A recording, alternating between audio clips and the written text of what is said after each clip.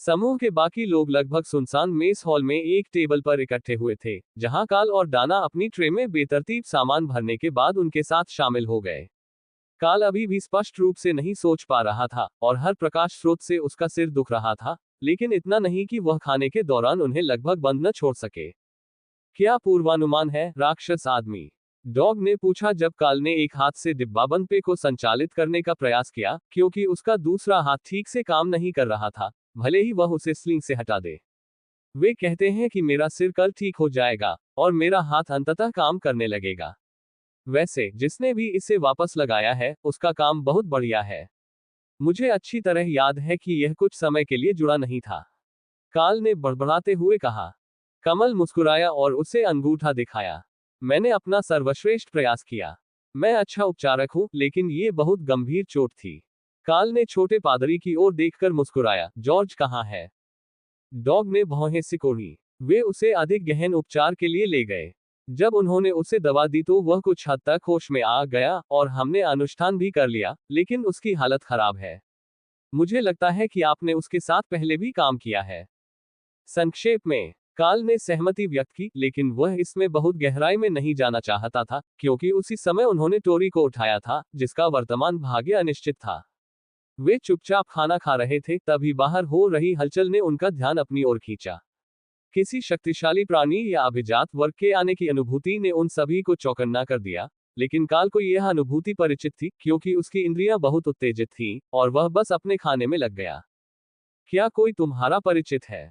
Dog फुसफुसाया। मुझे पूरा यकीन है कि यह राजकुमार एक्सल और अधिपति ड्रेक है। काल ने सहमति जताई। इससे उच्च पुजारी को आश्चर्य हुआ, क्योंकि उन्हें माउंटेन जायंट के मोर्चे पर होना चाहिए था, तथा अपने सबसे शक्तिशाली शत्रुओं को नियंत्रण में रखना चाहिए था। दोनों ने मेस हॉल में धावा बोला। उनके पीछे एक दर्जन से अधिक अधिकारी भी थे, और जब उन्होंने समूह को खाते हुए देखा तो वे राहत की सांस लेकर रुक गए। आह, यह एक ऐसा दृश्य है जो आंखों को सुकून देता है। जब हमने सुना कि फ्रॉस्ट जायंट रॉयल को वश में करने के लिए भेजा गया समूह नष्ट हो गया है, तो हमें सबसे बुरा डर लगा। राजकुमार एक्सल ने अपने चेहरे पर राहत भरी मुस्कान के साथ कहा। मुझे लगता है कि आपको ये खबर उसी समय मिली होगी जब आपको ये खबर मिली थी कि हमें बाहर भेज दिया गया है, काल ने पूछा, जबकि अन्य लोग अनिश्चित थे कि कैसे जवाब दें। काल और डाना समूह में एकमात्र ऐसे लोग थे जिन्होंने इन दोनों नेताओं में से किसी के साथ उचित बातचीत की थी, और ओवरलॉर्ड ड्रेक की एक लड़ाकू के रूप में काफी प्रतिष्ठा थी। हम जनरल ऑरलैंड से मिल रहे थे, तभी खबर मिली कि एक समूह का सफाया हो गया है और उनके ट्रैकिंग मंत्र एक दूसरे के 5 मिनट के भीतर निष्क्रिय कर दिए गए हैं। लेकिन रिपोर्ट अधूरी थी, और हमें केवल इतना पता था कि चच ने ही ट्रैकर लगाए थे। उन्होंने टीम लीडर का नाम शामिल नहीं किया था, ड्रेक ने बताया। काल ने तेज आवाज सुनकर मुंह सिकोड़ा, लेकिन मुस्कुराया। हमें जनरलों को संदेश भेजना होगा और उन्हें बताना होगा कि मैंने अपने ट्रॉफी केस के लिए वह सिर ले लिया है। एक्सल और ड्रेक दोनों जोर से हंसने लगे। तुमने सच में ऐसा किया? ऑरलैंड ने मुझे जनरलों के साथ तुम्हारे छोटे से झगड़े के बारे में बताया था, लेकिन मुझे नहीं लगता था कि तुम वास्तव में इसे संभाल पाओगे। Frost giant Royals commander rank से थोड़े ही ऊपर नहीं है, वे कुशल नेता और चालाक राक्षस हैं। बड़े योद्धा ने पूछा। तुमने सच में ऐसा किया?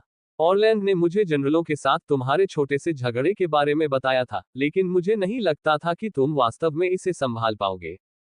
Frost giant Royals commander rank से थोड़े ही ऊपर नहीं है, वे कुशल नेता और चालाक राक्षस हैं।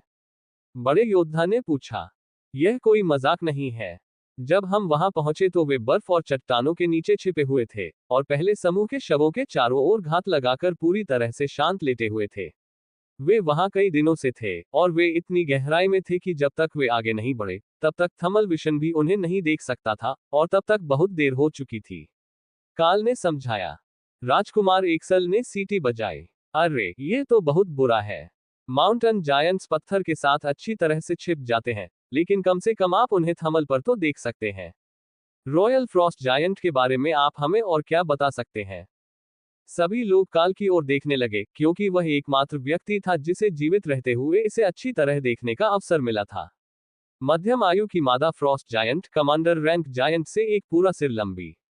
वह तेज थी, बेवकूफी भरी तेज, और कमांडर रैंक की चपलता बफर के साथ भी वह मुझसे लगभग ज्यादा तेज थी। 2 जायंट स्ट्रेंथ आइटम वाले कमांडर से भी ज्यादा ताकतवर। वह आम बोलती थी और युद्ध की रणनीति के साथ साथ आम युद्ध के जाल को भी समझती थी, जिसका उद्देश्य उसे असंतुलित करना था। अभी भी वह आग के प्रति संवेदनशील है, लेकिन जहर के हमलों से होने वाले दर्द को सहने में सक्षम है। लेकिन युद्ध क्षमता में कोई उल्लेखनीय कमी नहीं आई है, जब तक कि आग के हमलों ने उसकी पीठ और कंधे की मांसपेशियों को नुकसान पहुंचाना शुरू नहीं कर दिया। काल ने बताया। उसने मानव सामान्य भाषा बोली। उसने क्या कहा? एक्सल ने पूछा। काल को धुंधली यादों को खंगालने में 1 सेकंड लगा कि उसने क्या कहा था। वह समझ नहीं पाया, लेकिन रेमी ने उसे विस्तार से बताया। उसने कहा, देखो मैंने क्या पकड़ा है। बेवकूफ इंसान। फिर उसने मुझसे कहा कि जब मैं पहला वार करूंगा तो उसे मुझे खाने में मजा आएगा। राजकुमार ने सिर हिलाया। दिग्गजों से इतनी उम्मीद की जा रही थी, और यह ज्ञानवर्धक या चौंकाने वाला नहीं था, भले ही उनके लिए मानव भाषा सीखना असामान्य था। ठीक है, मुझे बस लड़ाई का एक बुनियादी विवरण चाहिए। कौन कहाँ था? एक्सल ने पूछा।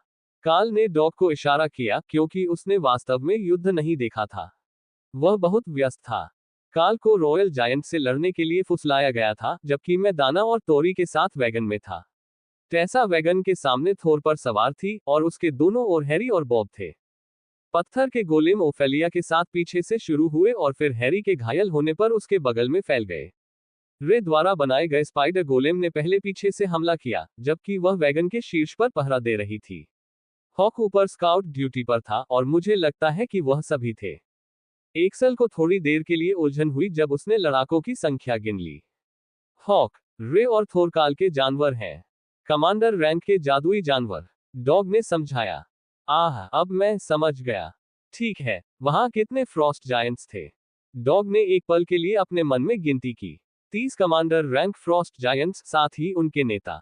उस घोषणा पर तंबू में मौजूद सभी लोग चुप हो गए। रिपोर्ट किए गए 10 नहीं, बल्कि 30 कमांडर रैंक फ्रॉस्ट जायंट्स और एक रॉयल रैंक लीडर। और आप आधे हताहतों के साथ लौटे। वे शायद आपको इसके लिए प्रशंसा दें। प्रिंस एक्सल ने घोषणा की। काल को यह एहसास नहीं था कि वे इतने सारे थे, और यह एक चमत्कार था कि कोई भी व्यक्ति कई उपचारकों के साथ भी इससे बच गया था। पहला समूह उनके आकार से दोगुना था, और उनका नरसंहार किया गया था। लेकिन उस लड़ाई से पहले और भी अधिक फ्रॉस्ट जायंट्स हो सकते थे।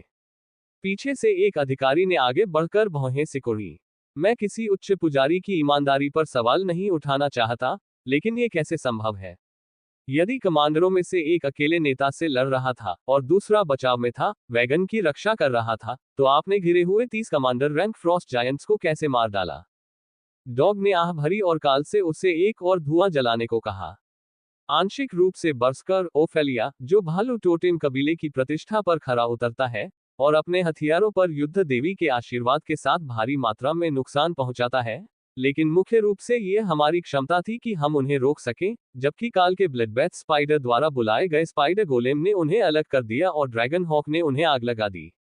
दोनों में ही लड़ाकू शक्ति है जो औसत कमांडर रैंक राक्षस से आपकी अपेक्षा से कहीं अधिक है, और चाहे आप कितनी भी बार गोलेम को मार दें, यदि आप स्रोत को नहीं हटाते हैं, तो वे आना बंद नहीं करेंगे। फ्रॉस्ट जायंट्स ने सोचा कि दोनों जादूगर गोलेम को बुला रहे हैं, लेकिन यह एक और स्पाइडर था। इसलिए उन्होंने पहले जादूगरों को निशाना बनाया, इससे पहले कि वे तय करें कि गोलेम का दूसरा सेट नेता से लड़ने वाले का था। वे सामान्य भाषा में बात नहीं कर रहे थे, लेकिन कुछ हाथ के इशारे सभी मानवों के लिए सार्वभौमिक हैं। ड्रेक उत्सुक दिख रहा था, और आरोही रैंक के योद्धा और गोलेम फ्रॉस्ट जायंट्स के हमलों का इतने लंबे समय तक सामना करने में सक्षम थे कि कमांडर रैंक के गोलेम उन्हें खत्म कर सके।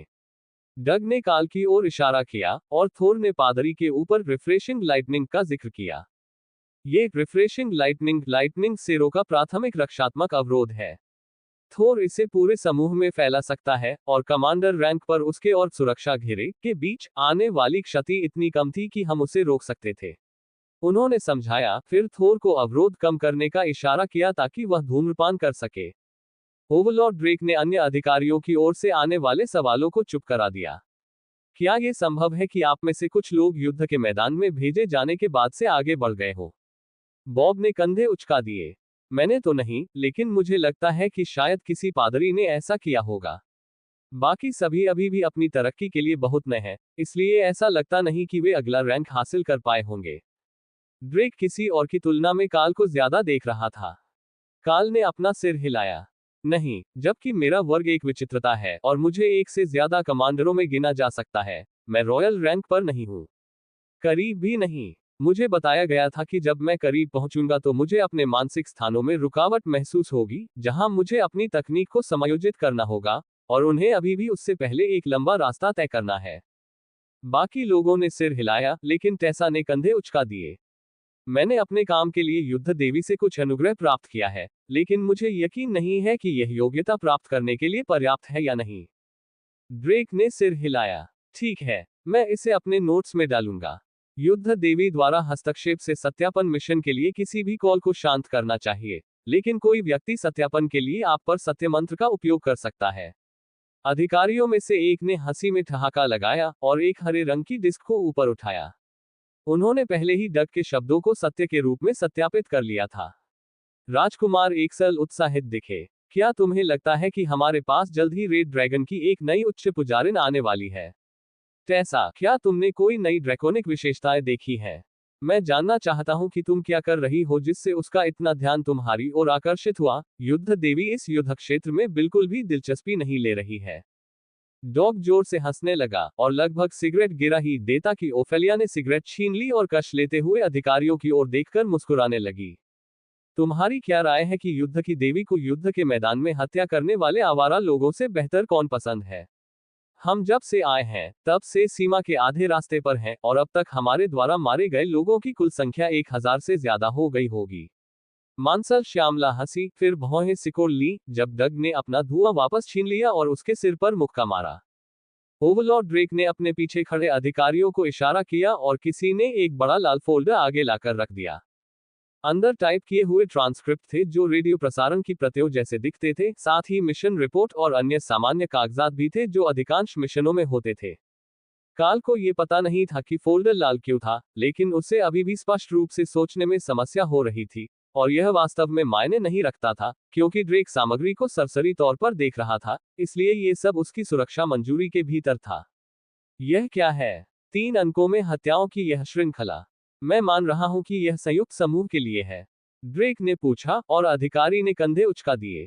टेसा ने अपनी उंगलियां चटकाईं। मुझे पता है कि तुम क्या पढ़ रहे हो। उन दिनों हम शिकार करने के लिए सुदृढ़ीकरण समूहों में जाते थे और मारे गए लोगों की संख्या को 2 समूहों के बीच बांट देते थे ताकि हमें संयुक्त एलीट रिकॉन बल के लिए कागजी कार्रवाई न करनी पड़े। तो ये सिर्फ वही संख्या नहीं है जिसे गलत तरीके से रिपोर्ट किया गया है। आपके समूह ने उस दिन कुल 2 लोगों को मार डाला था। ओवरलॉर्ड ड्रेक ने उत्तर दिया। बिल्कुल, हम कुल संख्या के साथ छेड़छाड़ नहीं करना चाहते थे क्योंकि इससे मुख्य लाइनों की अपेक्षाएं बदल जाती, इसलिए हमने रिपोर्टिंग करते समय अपने बीच हत्याओं को विभाजित कर लिया। अधिकारी ने फिर से अपनी हरी डिस्क उठाई और ड्रेक ने निराशा में अपना सिर हिलाया। और वे अधिपतियों को कुलीनों के बीच राक्षस कहते हैं। क्या आप में से कोई शायद ब्लैक ड्रैगन, मौत की देवी के साथ एक पद के लिए ऑडिशन दे रहा है? डॉग ने अपना सिर हिलाया। नहीं, हम संतुलन बनाए रख रहे हैं। हमने शरणार्थियों से भरे एक शहर को भी बचाया है। अगर आप कुछ और पेज देखें, हम अच्छे कामों में थोड़ा पीछे हैं, लेकिन जलवायु को सामान्य स्थिति में वापस लाने में मदद करने के लिए कुछ संतुलन बिंदुओं की गिनती करनी होगी। ये सिर्फ इतना है कि वे एक आरोही नेता के साथ जागृत समूह भेज रहे थे, और हमारे पास एक कमांडर रैंक ब्लडबैथ स्पाइडर है जो गोलेम को बुलाता है, और एक ड्रैगन हॉक है जो पानी और बर्फ तत्व की सभी चीजों से शुद्ध घृणा करता है। सुदृढ़ीकरण समूह इतनी तेजी से मर गए कि कभी कभी हम में से बाकी लोग लड़ने के लिए भी नहीं मिलते थे। एक अधिकारी ने ठहाका लगाया। आगे क्या होगा? इतनी सारी लाशें एक साथ रखना कि एक ऐसी आग पैदा हो जाए जो 2 घाटियों से दूर से भी दिखाई दे। काल का मुंह हिल रहा था इससे पहले कि उसका दिमाग समझ पाता कि क्या हो रहा है। ये सेक्टर G4C के रिकॉर्ड में है। हमने ये पहले ही कर लिया है। डॉग का कॉफी में गला रुक गया, फिर उसने अपने चेहरे को तटस्थ करने की पूरी कोशिश की। ऐसा ही है, लेकिन उन्होंने वास्तव में इसे 2 घाटियों से नहीं, बल्कि केवल एक ही जगह से देखा था। ड्रेक ने उसे बताया जब उसे फाइल मिली। मरहबा, लोट्स ने अधिकारियों की ओर पीट करके काल की ओर मुंह करके कहा। आपको देखना चाहिए था कि रेमी कितनी दुखी थी जब उसे पता चला कि वे हमारे अच्छे गर्म अलाव की सराहना नहीं करेंगे। मुझे इसे लगाने के बारे में लगभग बुरा लगा। काल ने फुसफुसाते हुए कहा, संभवतः इरादे से ज्यादा जोर से, क्योंकि कुछ अधिकारियों ने उसे प्रसन्नता भरी नजरों से देखा। एक नौसिखिए अभिजात वर्ग के लिए आप इसे असाधारण रूप से अच्छी तरह से ले रहे हैं। राजकुमार एक्सल ने काल की ओर देखते हुए कहा। डग ने अपना सिर हिलाया। उसे बहुत गंभीर चोट लगी है। अभी तक उसके दिमाग में कुछ भी नहीं आया है, और शायद तब तक नहीं आएगा जब तक कि उसे आराम करने और वास्तविकता में लौटने के लिए कुछ दिन न मिले। राजकुमार ने आह भरी। मुझे लगता है कि यह बात सही है। डॉग को छोड़कर बाकी सभी लोग किसी न किसी स्तर पर आघातग्रस्त दिखते हैं, इसलिए मुझे लगा कि उसके पास शायद कुछ ऐसा कौशल होगा जो आघातपूर्ण अनुभवों को समझने और उन्हें अलग अलग हिस्सों में बांटने में मदद करता है। सफेद वस्त्र पहने एक उच्च पुजारी ने द्वार से अपना गला साफ किया, और अधिपति ड्रेक ने सिर हिलाया। हम तब तक इंतजार करेंगे जब तक आप खाना खत्म नहीं कर लेते, और फिर आप सभी को मेडिकल जांच और स्वास्थ्य लाभ के लिए वापस राजधानी ले जाया जाएगा। आप में से जो लोग अभी भी स्कूल में हैं, उनके निजी शिक्षक वहां पहुंचने पर मौजूद रहेंगे। काल को इस हालत में हेलीकॉप्टर की सवारी करने का बिल्कुल भी इंतजार नहीं था, लेकिन ऐसा लग रहा था कि यह अपरिहार्य है। बस से बजरी वाली सड़कों पर वहां पहुंचने में कई दिन लग जाएंगे। उनके ठीक होने की संभावना कैसी है? अधिपति ड्रेक ने पूछा। पूरी तरह ठीक होने में 90 दिन लगेंगे, सफेद वस्त्र पहने उच्च पुजारी ने समझाया। इतना लंबा समय? हम उम्मीद कर रहे थे कि उपचार पूरा होने के बाद हम उन्हें फिर से युद्ध की स्थिति में ले आएंगे। अधिपति ने आह भरी। उच्च पुजारी ने भौहें सिकोड़ी। अगर यह आपातकालीन तैनाती है तो 14 दिन, लेकिन निश्चित रूप से हमें उन्हें लाइन पर वापस लाने की इतनी सख्त जरूरत नहीं है। फ्रॉस्ट जायंट्स को ड्रैगन ने तबाह कर दिया है, और पिछले कुछ दिनों में ये लाइन लगभग शांत हो गई है। जब तक वे कुछ नई रणनीति या हथियार लेकर नहीं आते, तब तक हम एलिट की 2 टीमों को छोड़ सकते हैं। अधिपति ड्रेक ने अपनी आंखें घुमाई। क्या आपको लगता है कि मुझे आरोही रैंक के फ्रॉस्ट जायंट्स के एक समूह की परवाह है? नहीं, हमें अभी भी हिल जायंट लाइनों पर अधिक लोगों की आवश्यकता है, जबकि मैं अन्य अधिपतियों के साथ हूं, माउंटेन जायंट्स को दूर रख रहा हूं। हिल जायंट्स बिना किसी अच्छे कारण के सभी उत्तेजित हैं, और वे सीमा पर हर जगह हमला कर रहे हैं। फ्रॉस्ट जायंट्स के विपरीत, उन्हें अपनी सीमा को स्थानांतरित करने के लिए कुछ भी बदलने की आवश्यकता नहीं है, और वे अधिक मजबूत हैं। इसलिए यदि यह संयुक्त टीम कमांडर रैंक जायंट्स से बनी टीमों का मजबूती से ख्याल रख सकती है, तो हमें अन्य मोर्चों पर उनकी आवश्यकता है। काल ने आह भरी और प्रिंस एक्सल ने मुस्कुराते हुए कहा। तुम्हें उन्हें यह नहीं बताना चाहिए था। मैं जानता हूं कि आह का मतलब है, मुझे भविष्य में ऐसी जटिलताएं दिख रही हैं जो मेरे ठीक होने की अधिकतम अवधि को बढ़ा सकती हैं। मानो उन्होंने इसका अभ्यास किया हो। पूरा समूह काल की ओर मुड़ा और स्पष्ट रूप से नकली चिंता व्यक्त की। बेचारा कटा हुआ हाथ और सिर पर लगी चोट, निश्चित रूप से हम इतनी जल्दी तैनात नहीं हो पाएंगे। लोट्स ने मजाक किया। अब राजकुमार एक्सल की बारी थी निराशा में आह भरने की। ठीक है, बहुत हो गया। तुम ठीक से दिखावा भी नहीं कर रहे हो। लेकिन अगली बार तुम्हें स्काउटिंग की भूमिका में नहीं होना चाहिए। तुम मुख्य शिविर में रहोगे जहां ये सुरक्षित है, और तुम्हें बड़े हमलों से निपटने के लिए समर्थन मिलेगा। काल सभी के चेहरों पर दिख रही खिन्नता को देखकर मुस्कुराए बिना नहीं रह सका। कोई अपराध नहीं, राजकुमार एक्सल, लेकिन हमारे लिए बाकी कुलीनों के साथ अग्रिम पंक्ति में न रहना अधिक सुरक्षित है। मैंने अच्छे स्रोतों से सुना है कि राक्षस यहीं पर हमला करते हैं। यदि हम मैदान में हैं, तो हम आक्रामक हो जाते हैं, और एक उल्लेखनीय अपवाद के साथ, जहां हम कुछ गुस्सैल पॉप्सिकल्स के सामने पराजित हो गए थे, ये हमारे लिए अच्छा रहा है। काल ने बताया। गुस्साए पॉप्सिकल्स, मुझे वह पसंद है। हॉक हंसा। चच ने तेजी से काम किया, या शायद उनकी टाइमिंग बहुत ही खराब थी, क्योंकि यही वह क्षण था जब पादरी सभी को यह बताने के लिए आए कि घायल कुलीनों को निकालने वाला हेलीकॉप्टर उतर रहा है, और वह यथाशीघ्र राजधानी लौटने का इरादा रखता है। राजधानी में ये कहां उतरेगा? अधिपति ड्रेक ने पूछा। विश्वविद्यालय का घायल वयोवृद्ध उपचार अस्पताल, पादरी ने तुरंत जवाब दिया। ये संभवतः उन अनेक सुविधाओं में से एक थी जो वास्तव में विश्वविद्यालय और कैथेड्रल से जुड़ी हुई थी, लेकिन प्राकृतिक परिवेश की अनुभूति को बनाए रखने के लिए जंगल में छिपी हुई थी। ठीक है, हम आपके साथ चलेंगे। हम स्थानीय विशेषज्ञों से आधिकारिक निदान के लिए उपस्थित रहना चाहेंगे, प्रिंस एक्सल ने घोषणा की। क्या हमने कर्नल वेलेरी को नाराज करने के लिए कुछ किया है? काल ने खुद से पूछा, जिससे राजकुमार और अधिपति दोनों हंस पड़े। शायद। देवी जानती हैं कि मैंने ऐसा किया होगा, लेकिन वह ऐसी ही है। लेकिन हमें ये सुनिश्चित करने का काम सौंपा गया था कि छात्र सुरक्षित रहें, और चच को ये समझाना था कि हम कोई भी ऐसा नुकसान बर्दाश्त नहीं कर सकते जो उनके विकास में बाधा बने। हमें किसी भी तरह निरीक्षण के लिए इस मोर्चे पर जाना था, इसलिए यह कोई बड़ी बात नहीं थी। प्रिंस एक्सल ने शांत भाव से टिप्पणी की। तो यह ऐसा ही है। मुझे नहीं लगता कि हमें ज्यादा चिंता करने की जरूरत है। मेरा हाथ अभी लगभग बेकार हो सकता है, लेकिन यह निश्चित रूप से एक उचित समय सीमा में ठीक हो जाएगा, काल ने जवाब दिया। एक्सल मुस्कुराया और दरवाजे की ओर इशारा किया। ये लगभग वही है जो अधिकारियों को अस्वीकार्य लगता है। अब मुझे लगता है कि हमें वहां से चले जाना चाहिए, क्योंकि चच ने निकासी विमान में सभी के लिए विशेष रूप से जगह बनाई है। काल को ये बात सही लगी, खासकर तब जब उन्होंने यह अनुमान लगाना शुरू किया था कि दूसरों में से कोई कमांडर रैंक तक पहुंच सकता है। अकादमी से बाहर आने के बाद चच ने लगभग सभी परीक्षण किए, और सबसे संभावित उम्मीदवारों में से 2 टेसा और लोट्स थे।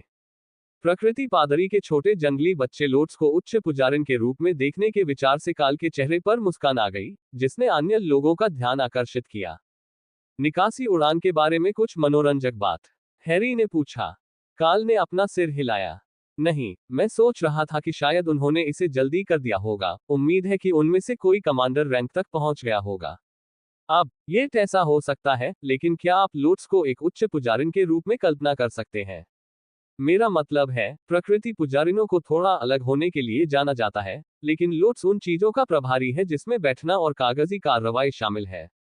लोट्स डर के मारे हौंफने लगा और डग हंसने लगा। आधिकारिक रूप से आगे बढ़ने के बाद कम से कम 50 पन्नों की रिपोर्ट लिखनी है। तुम्हें मानसिक रूप से खुद को तैयार कर लेना चाहिए, छोटे। उच्च पुजारी ने अपने समकक्ष को चिढ़ाते हुए कहा। और तुम्हें ये सब करने में कितना समय लगा? टेसा ने पूछा। डॉग ने कंधे उचका दिए। मैंने उस दिन पहला काम पूरा कर लिया था, और मैं बाकी काम बाद में पूरा कर दूंगा। इसका मतलब है कि उसने अभी भी ऐसा नहीं किया था, यहां तक कि एडवांसमेंट टेस्ट पूरा होने के महीनों बाद भी। या तो कागजी कार्रवाई इतनी महत्वपूर्ण नहीं थी, या चच ने नेचर प्रीस्ट्स को छोड़ दिया और इसे अनदेखा कर दिया।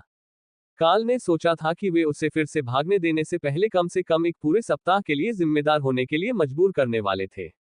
एक बार जब वे लोड हो गए, तो हेलीकॉप्टर ने रोटर्स को घुमाना शुरू कर दिया, और काल का सिर हवा की धड़कन के साथ धड़कने लगा। यहाँ इनमें से एक ले लो, ये सिरदर्द में मदद करेगा। सिर की चोटें मुश्किल होती हैं, क्योंकि उपचार का बहुत सारा जादू इस बात पर निर्भर करता है कि शरीर अपनी उचित स्थिति को क्या समझता है। ये जानता है कि ठीक हो चुके हाथ की स्थिति कैसी होनी चाहिए, लेकिन जब मस्तिष्क घायल हो जाता है तो ये भ्रमित हो जाता है। मौलवियों में से एक ने काल को एक छोटी सी सफेद गोली देते हुए समझाया।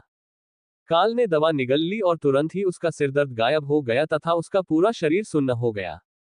सौभाग्य से गोली का असर खत्म होने से बहुत पहले ही यात्रा समाप्त हो गई, और इससे पहले कि वह कुछ समझ पाता, काल ने डाना को अपनी बाहों में भर लिया और समूह को अस्पताल ले गया, जबकि डाना इस बात पर बड़बड़ा रही थी कि यह समय की बर्बादी है, क्योंकि उसे कोई चोट नहीं लगी थी।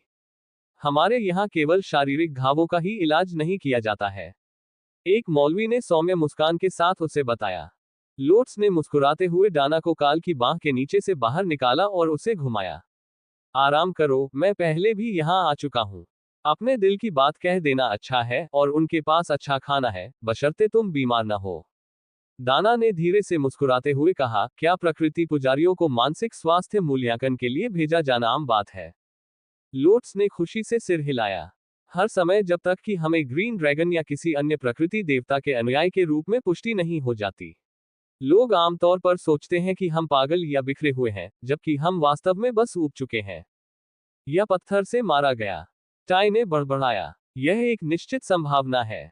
हालांकि दूसरे लोग मुझे बताते हैं कि मुझे ड्रग्स की जरूरत नहीं है।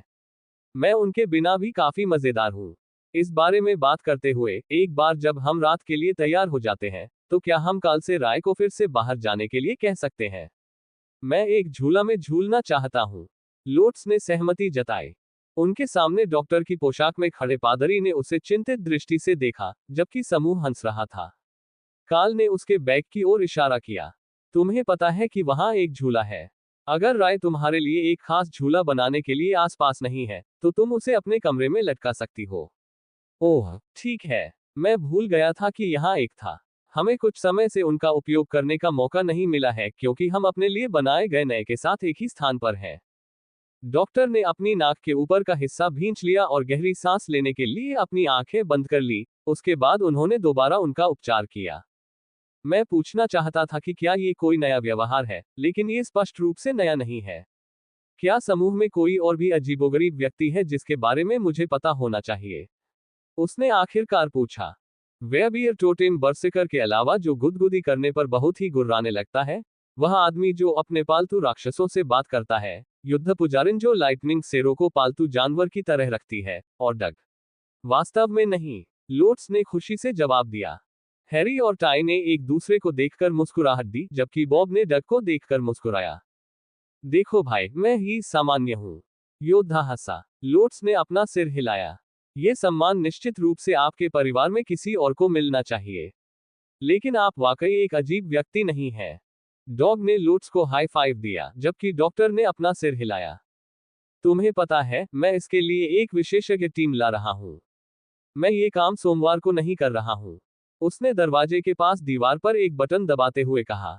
ऐसा लग रहा था कि यह किसी प्रकार का पेजर है, और एक सेकंड के बाद 4 वृद्ध हिप्पी हॉल में दौड़ते हुए आए, जैसे कि कोई आपातकालीन स्थिति हो। आपने पेज किया? उनमें से पहले व्यक्ति ने थकान से थोड़ा सा हौंकते हुए पूछा।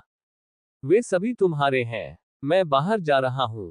पहले डॉक्टर ने उन्हें सूचित किया, जबकि 4 भ्रमित प्रकृति पुजारी समूह को देख रहे थे। काल ने उस क्षण को देखा जब उन्हें एहसास हुआ कि पहला व्यक्ति हरे वस्त्र पहने उच्च पुजारी और उसके दोस्तों की हरकतों से निपटने में सक्षम नहीं था, और उन्होंने स्वागत के संकेत में अपनी बाहें फैला दी, ये संकेत देते हुए कि समूह को आगे आना चाहिए। ठीक है, हमारे पास उड़ान से आपके नोट्स हैं। कमांडर काल कौन है वह जो? नहीं, ये सही नहीं हो सकता। इसमें लिखा है कि आपके चेहरे पर एक फ्रॉस्ट जायंट ने मुक्का मारा था। पीछे बैठे एक पादरी ने पूछा। लोट्स ने अपना सिर हिलाया। तकनीकी रूप से उसने उसकी छाती पर मुक्का मारा, और जब वह उड़ना समाप्त कर चुका था, तो उसका सिर एक पेड़ से टकराया। प्रारंभिक निदान मस्तिष्काघात था। ठीक है, क्या यह हाथ खोने से पहले की बात है या बाद की? डॉक्टर ने लोट्स की ओर देखते हुए पूछा, जो घटनास्थल पर सबसे पहले प्रतिक्रिया देने वाला व्यक्ति था। इसके बाद, लेकिन ज्यादा देर नहीं। जब मैं वहां पहुंची तो लड़ाई खत्म हो चुकी थी, लेकिन ये 30 सेकंड से ज्यादा समय के अंतराल पर नहीं हो सकती थी। मैंने हाथ को सही जगह पर रखने की पूरी कोशिश की, और उसकी उंगलियों में हरकत तो हुई, लेकिन वे अभी भी कमजोर हैं और ठीक से प्रतिक्रिया नहीं कर रही हैं। उसने समझाया। समूह में सबसे अधिक दाढ़ी वाले व्यक्ति ने समझकर सिर हिलाया और काल पर किसी प्रकार का जादू कर दिया। यह आसान इलाज है। ये सिर्फ तंत्रिका क्षति है, और हम सिर की चोट से निपटने के दौरान इसे ठीक कर सकते हैं। वैसे भी कुछ हफ्तों के इलाज में यह अपने आप ठीक हो जाएगा। दाढ़ी वाले डॉक्टर ने सहमति जताई। किसी के पास नाम टैग क्यों नहीं है? काल ने डॉग से पूछा, जो उसके पास खड़ा था, ताकि हम उन पर नाम लेकर चिल्ला न सकें। इससे चीजों को निजी नहीं बनाया जा सकता। एक बार जब हम वहां पहुंच जाते हैं, और उन्हें पता चल जाता है कि हम लड़ाई के गुस्से या मनोविकृति के बीच में नहीं हैं, तो वे आमतौर पर अपना परिचय देते हैं। लेकिन ये डेल, जेरी, जॉन और स्किटल्स हैं। डग ने जवाब दिया। दाढ़ी वाला आदमी जोर से हंसने लगा। High priest Xander Moonbeam Rainbow. ज्यादातर लोग इसे डॉक्टर जेंडर कहते हैं, लेकिन इस बदतमीज कुत्ते ने मेरे लिए एक उपनाम बनाया था, जब वह मेरे सबसे होनहार छात्रों में से एक था। उन्होंने समझाया। खैर, यह एक दुर्भाग्यपूर्ण नाम था। शायद उसके माता पिता भी प्रकृति पुजारी थे। वे गलियारे से नीचे उतरे और देखा कि उच्च पुजारी जॉर्ज तथा अन्य कई घायल पादरी एक रेडियो के चारों ओर बैठे हुए राजधानी के नवीनतम आइडल गायक का प्रसारण सुन रहे थे, जो एक आरोही रैंक बार्ड क्लास एलीट था तथा जिसे केवल सू के नाम से जाना जाता था। उन्होंने पॉप रॉक शैली में गाने गाए, और रेडियो के माध्यम से भी पादरी मंत्रमुग्ध हो गए। व्यक्तिगत रूप से, बार्ड्स अपने जादू से पूरी भीड़ को अपनी ओर आकर्षित कर सकते थे, और उनकी आवाज में एक अद्भुत आकर्षण था जो घायलों को ठीक होने में मदद कर रहा था, अगर उनकी मुस्कुराहट कुछ भी हो।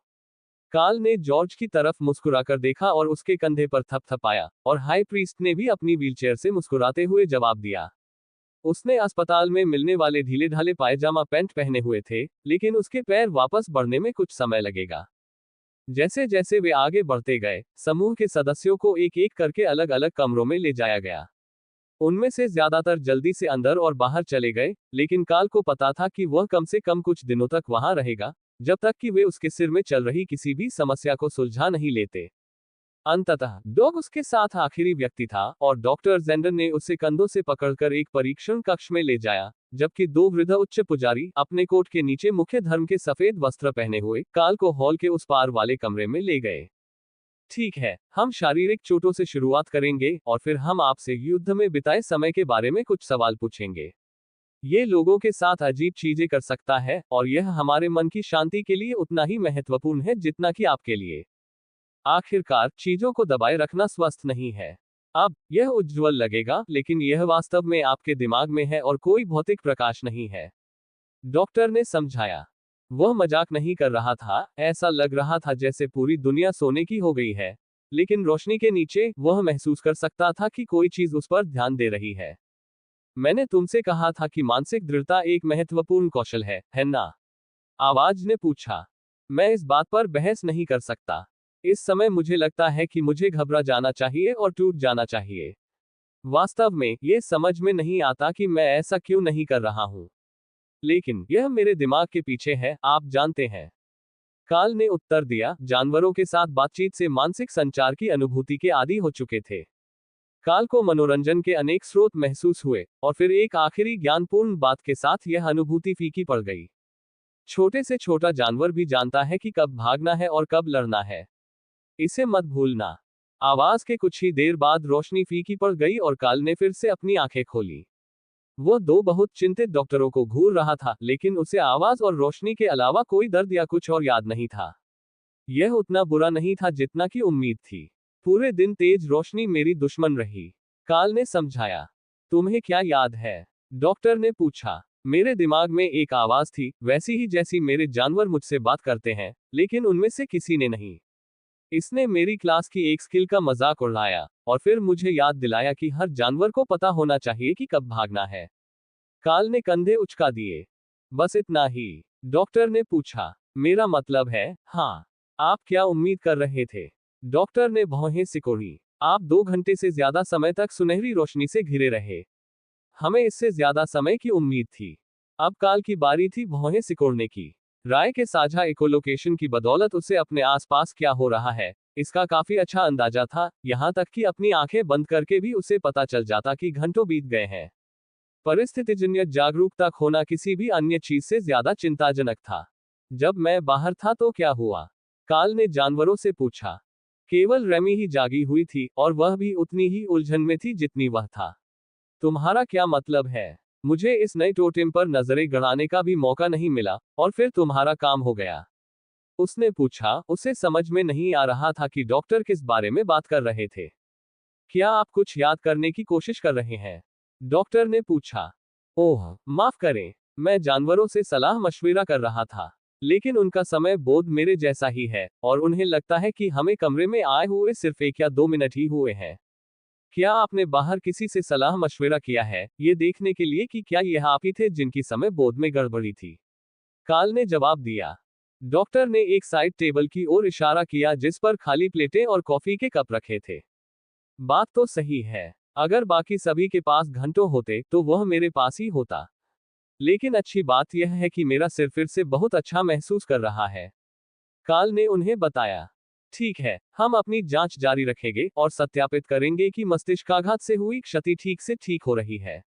लेकिन कमरे में प्रकाश समायोजित होने के कारण आपकी पुतलियों की प्रतिक्रिया सामान्य हो गई है और यह एक अच्छी शुरुआत है।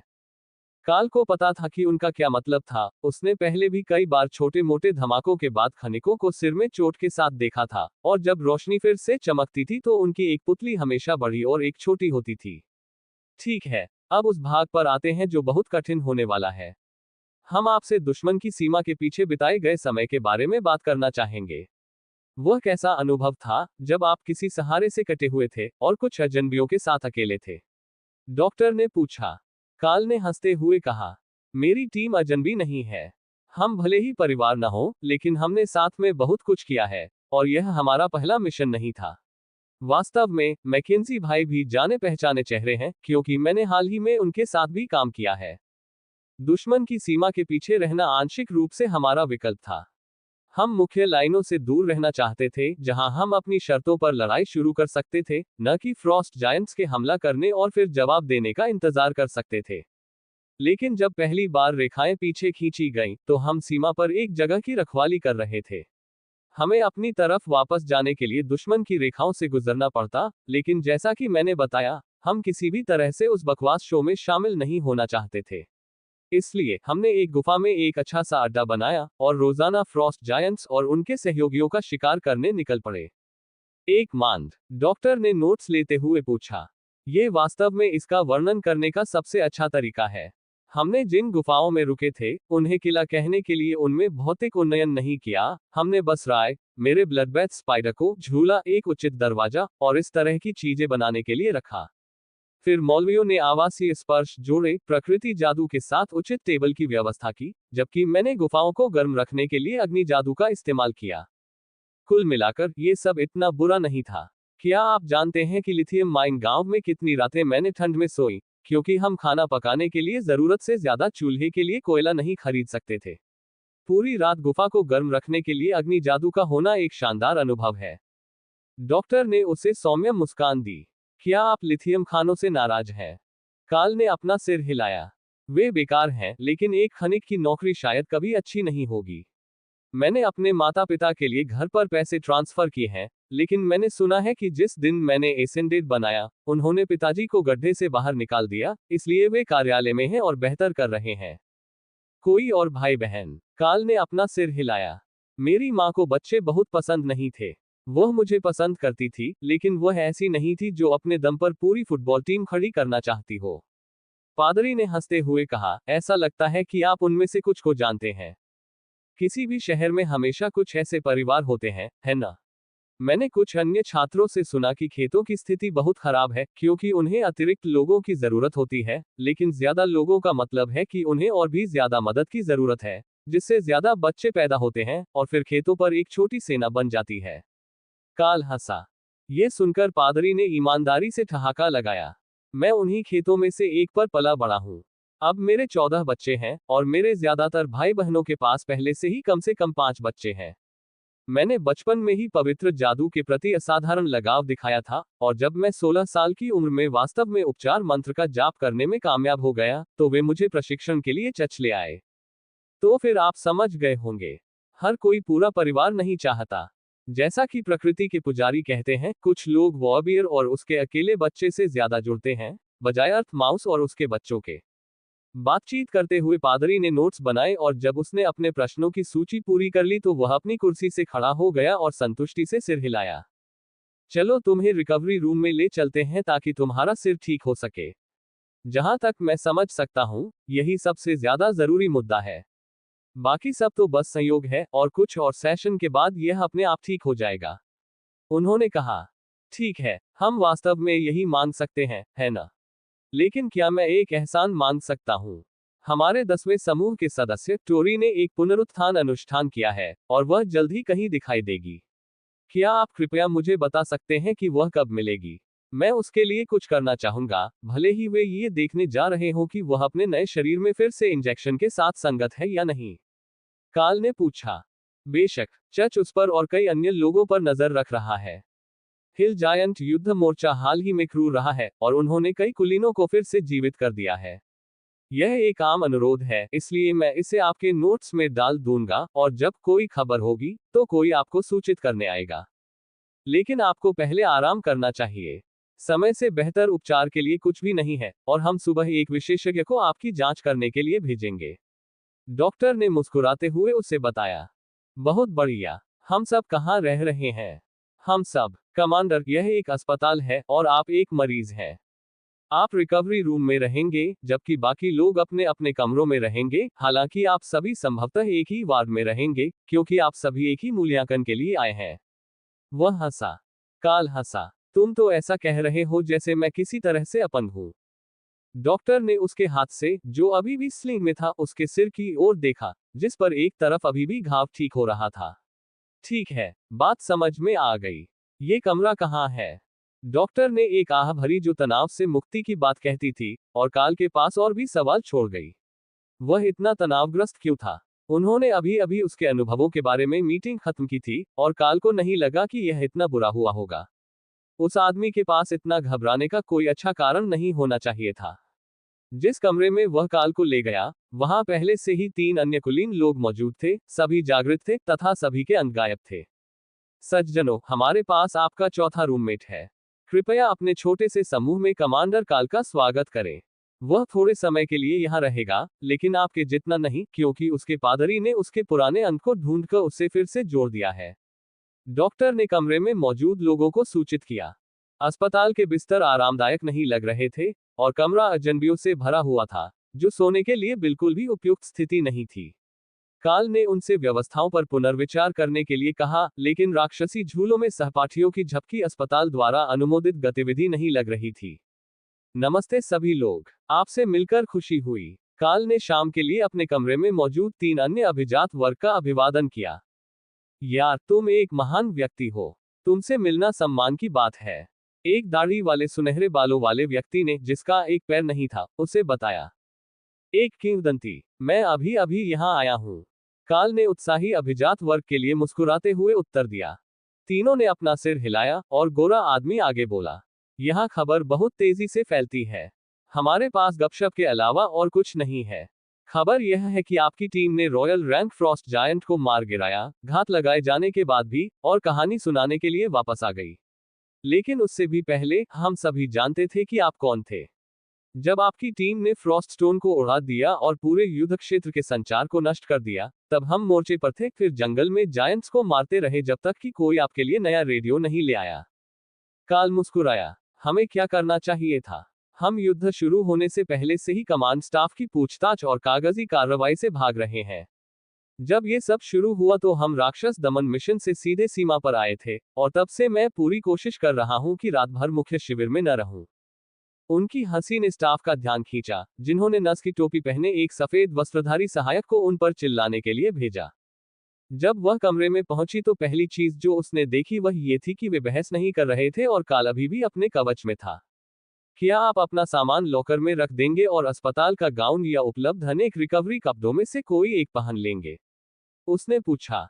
यदि तुम मुझे उन मूर्खतापूर्ण कागज के अस्पताली गाउन में से एक पहनाने की कोशिश करोगी, तो मैं उसे उल्टा पहना दूंगा। काल ने उसे चेतावनी दी।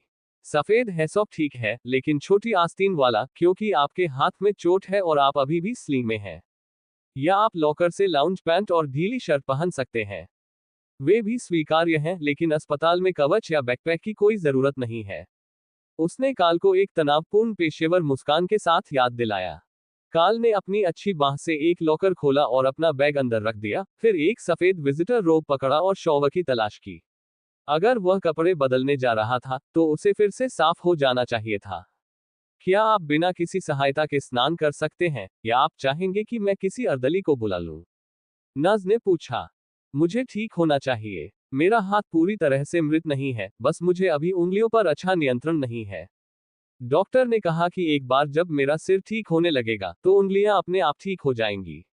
चिकित्सकों के अनुसार तंत्रिका क्षति हुई है। काल ने सहमति जताई।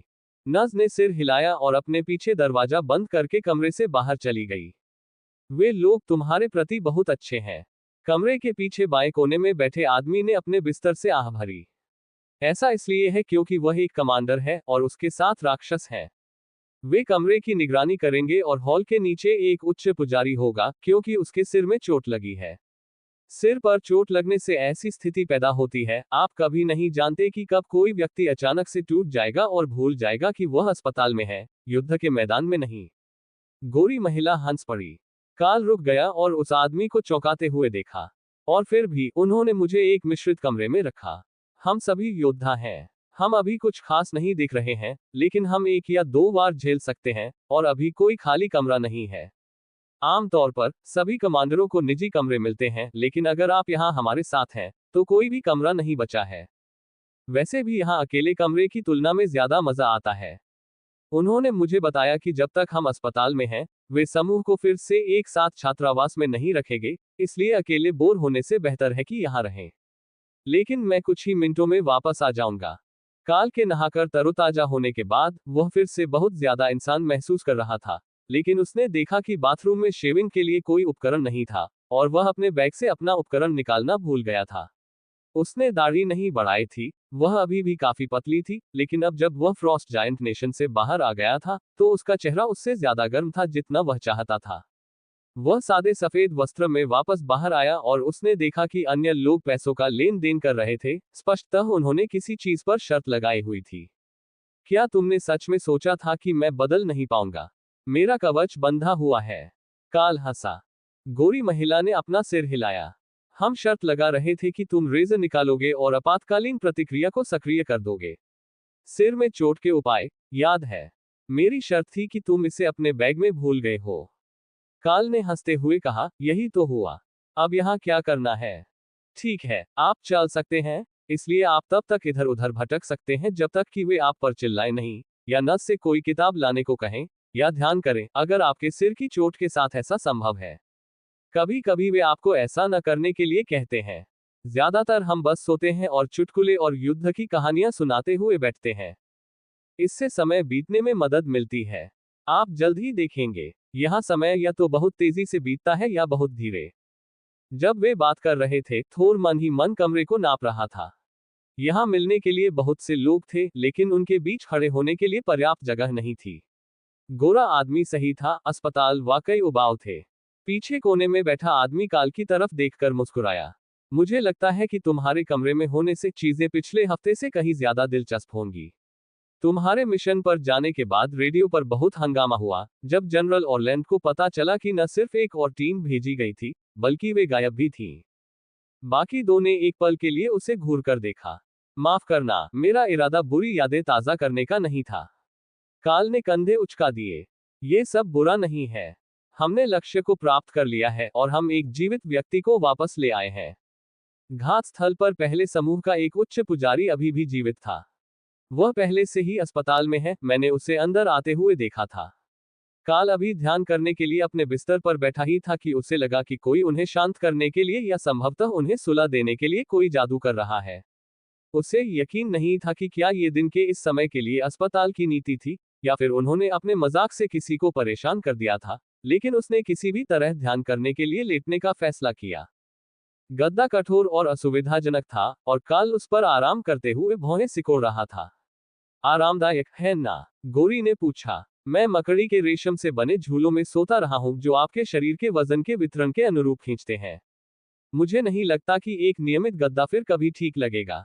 काल ने धीरे से समझाया, क्योंकि उसे लगा कि उस पर जादू छा गया है। बाकी लोग धीरे धीरे बहक रहे थे और उन्हें जादू का एहसास नहीं हुआ। या तो ऐसा था या फिर वे जादू के प्रभाव के आदी थे, और इससे वे चौंके नहीं, लेकिन काल का मन जादू के खिलाफ विद्रोह कर रहा था, वह उसे जगाना चाहता था। इसलिए सोने के बजाय उसने रिफ्रेशिंग लाइटनिंग को वापस लगा दिया और ध्यान करना जारी रखा। अगले 6 घंटों तक काल के मोटे अनुमान के अनुसार यह अच्छी तरह से काम करता रहा, और कमरे में बाकी सभी लोग सो गए और ठीक हो गए, जबकि वह जानवरों के स्थानों में पावर फोकस के पुनर्निर्माण पर काम कर रहा था। फिर डॉक्टर अपना चक्कर लगाने के लिए आए और दूसरों के खोए हुए अंगों को फिर से बनाने और फिर से उगाने में मदद करने के लिए कई तरह के उपचार मंत्र डाले।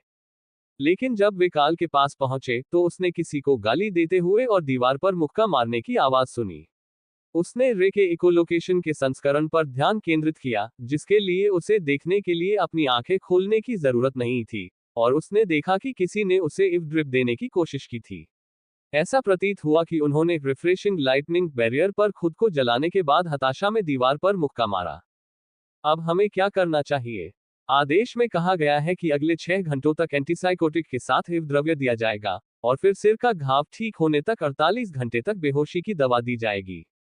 जले हुए व्यक्ति ने, जो अपने संगठन के अनुसार एक अर्दली था, कमरे में मौजूद अन्य लोगों पर फुसफुसाते हुए चिल्लाया। आप भाग्यशाली हैं कि आप जीवित हैं। क्या आपने उसे छुरा मारने से पहले सुरक्षात्मक मंत्रों की जांच करने के बारे में भी सोचा? यह एक ताजा कमांडर रैंक युद्धक्षेत्र आघात का मामला है, निश्चित रूप से वह सोते समय भी रक्षात्मक मंत्रों को जारी रखने के लिए पर्याप्त रूप से पागल होगा। थोर ने खुद से ही हंसते हुए पूरे समूह पर फिर से अवरोध फैला दिया। काल एक पल के लिए झिझका, क्योंकि उसने उसे न रोकने के बारे में सोचा। अन्य लोग अतिरिक्त उपचार मंत्र की सराहना करेंगे, लेकिन कर्मचारी निश्चित रूप से नहीं करेंगे। इसलिए उसे कुछ कहना था। जब तक वे फिर से जाग नहीं जाते, उन्हें बिना मंत्र के आराम करने दें। हमें चिकित्सकों के लिए जीवन को कठिन बनाने की आवश्यकता नहीं है। चिकित्सक हमारे मित्र हैं।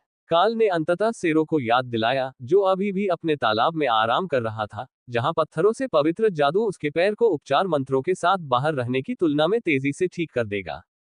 ये जगहें ठीक होने के लिए एकदम सही जगह थी, और अपने तालाब के साथ, अगर वह पहले से ठीक नहीं था, तो वह कुछ ही समय में ठीक हो जाएगा। थोर का ये जानने के लिए उठने का कोई इरादा नहीं था। यहाँ बस तैरना और कुछ करने का इंतजार करना ज्यादा आरामदायक था।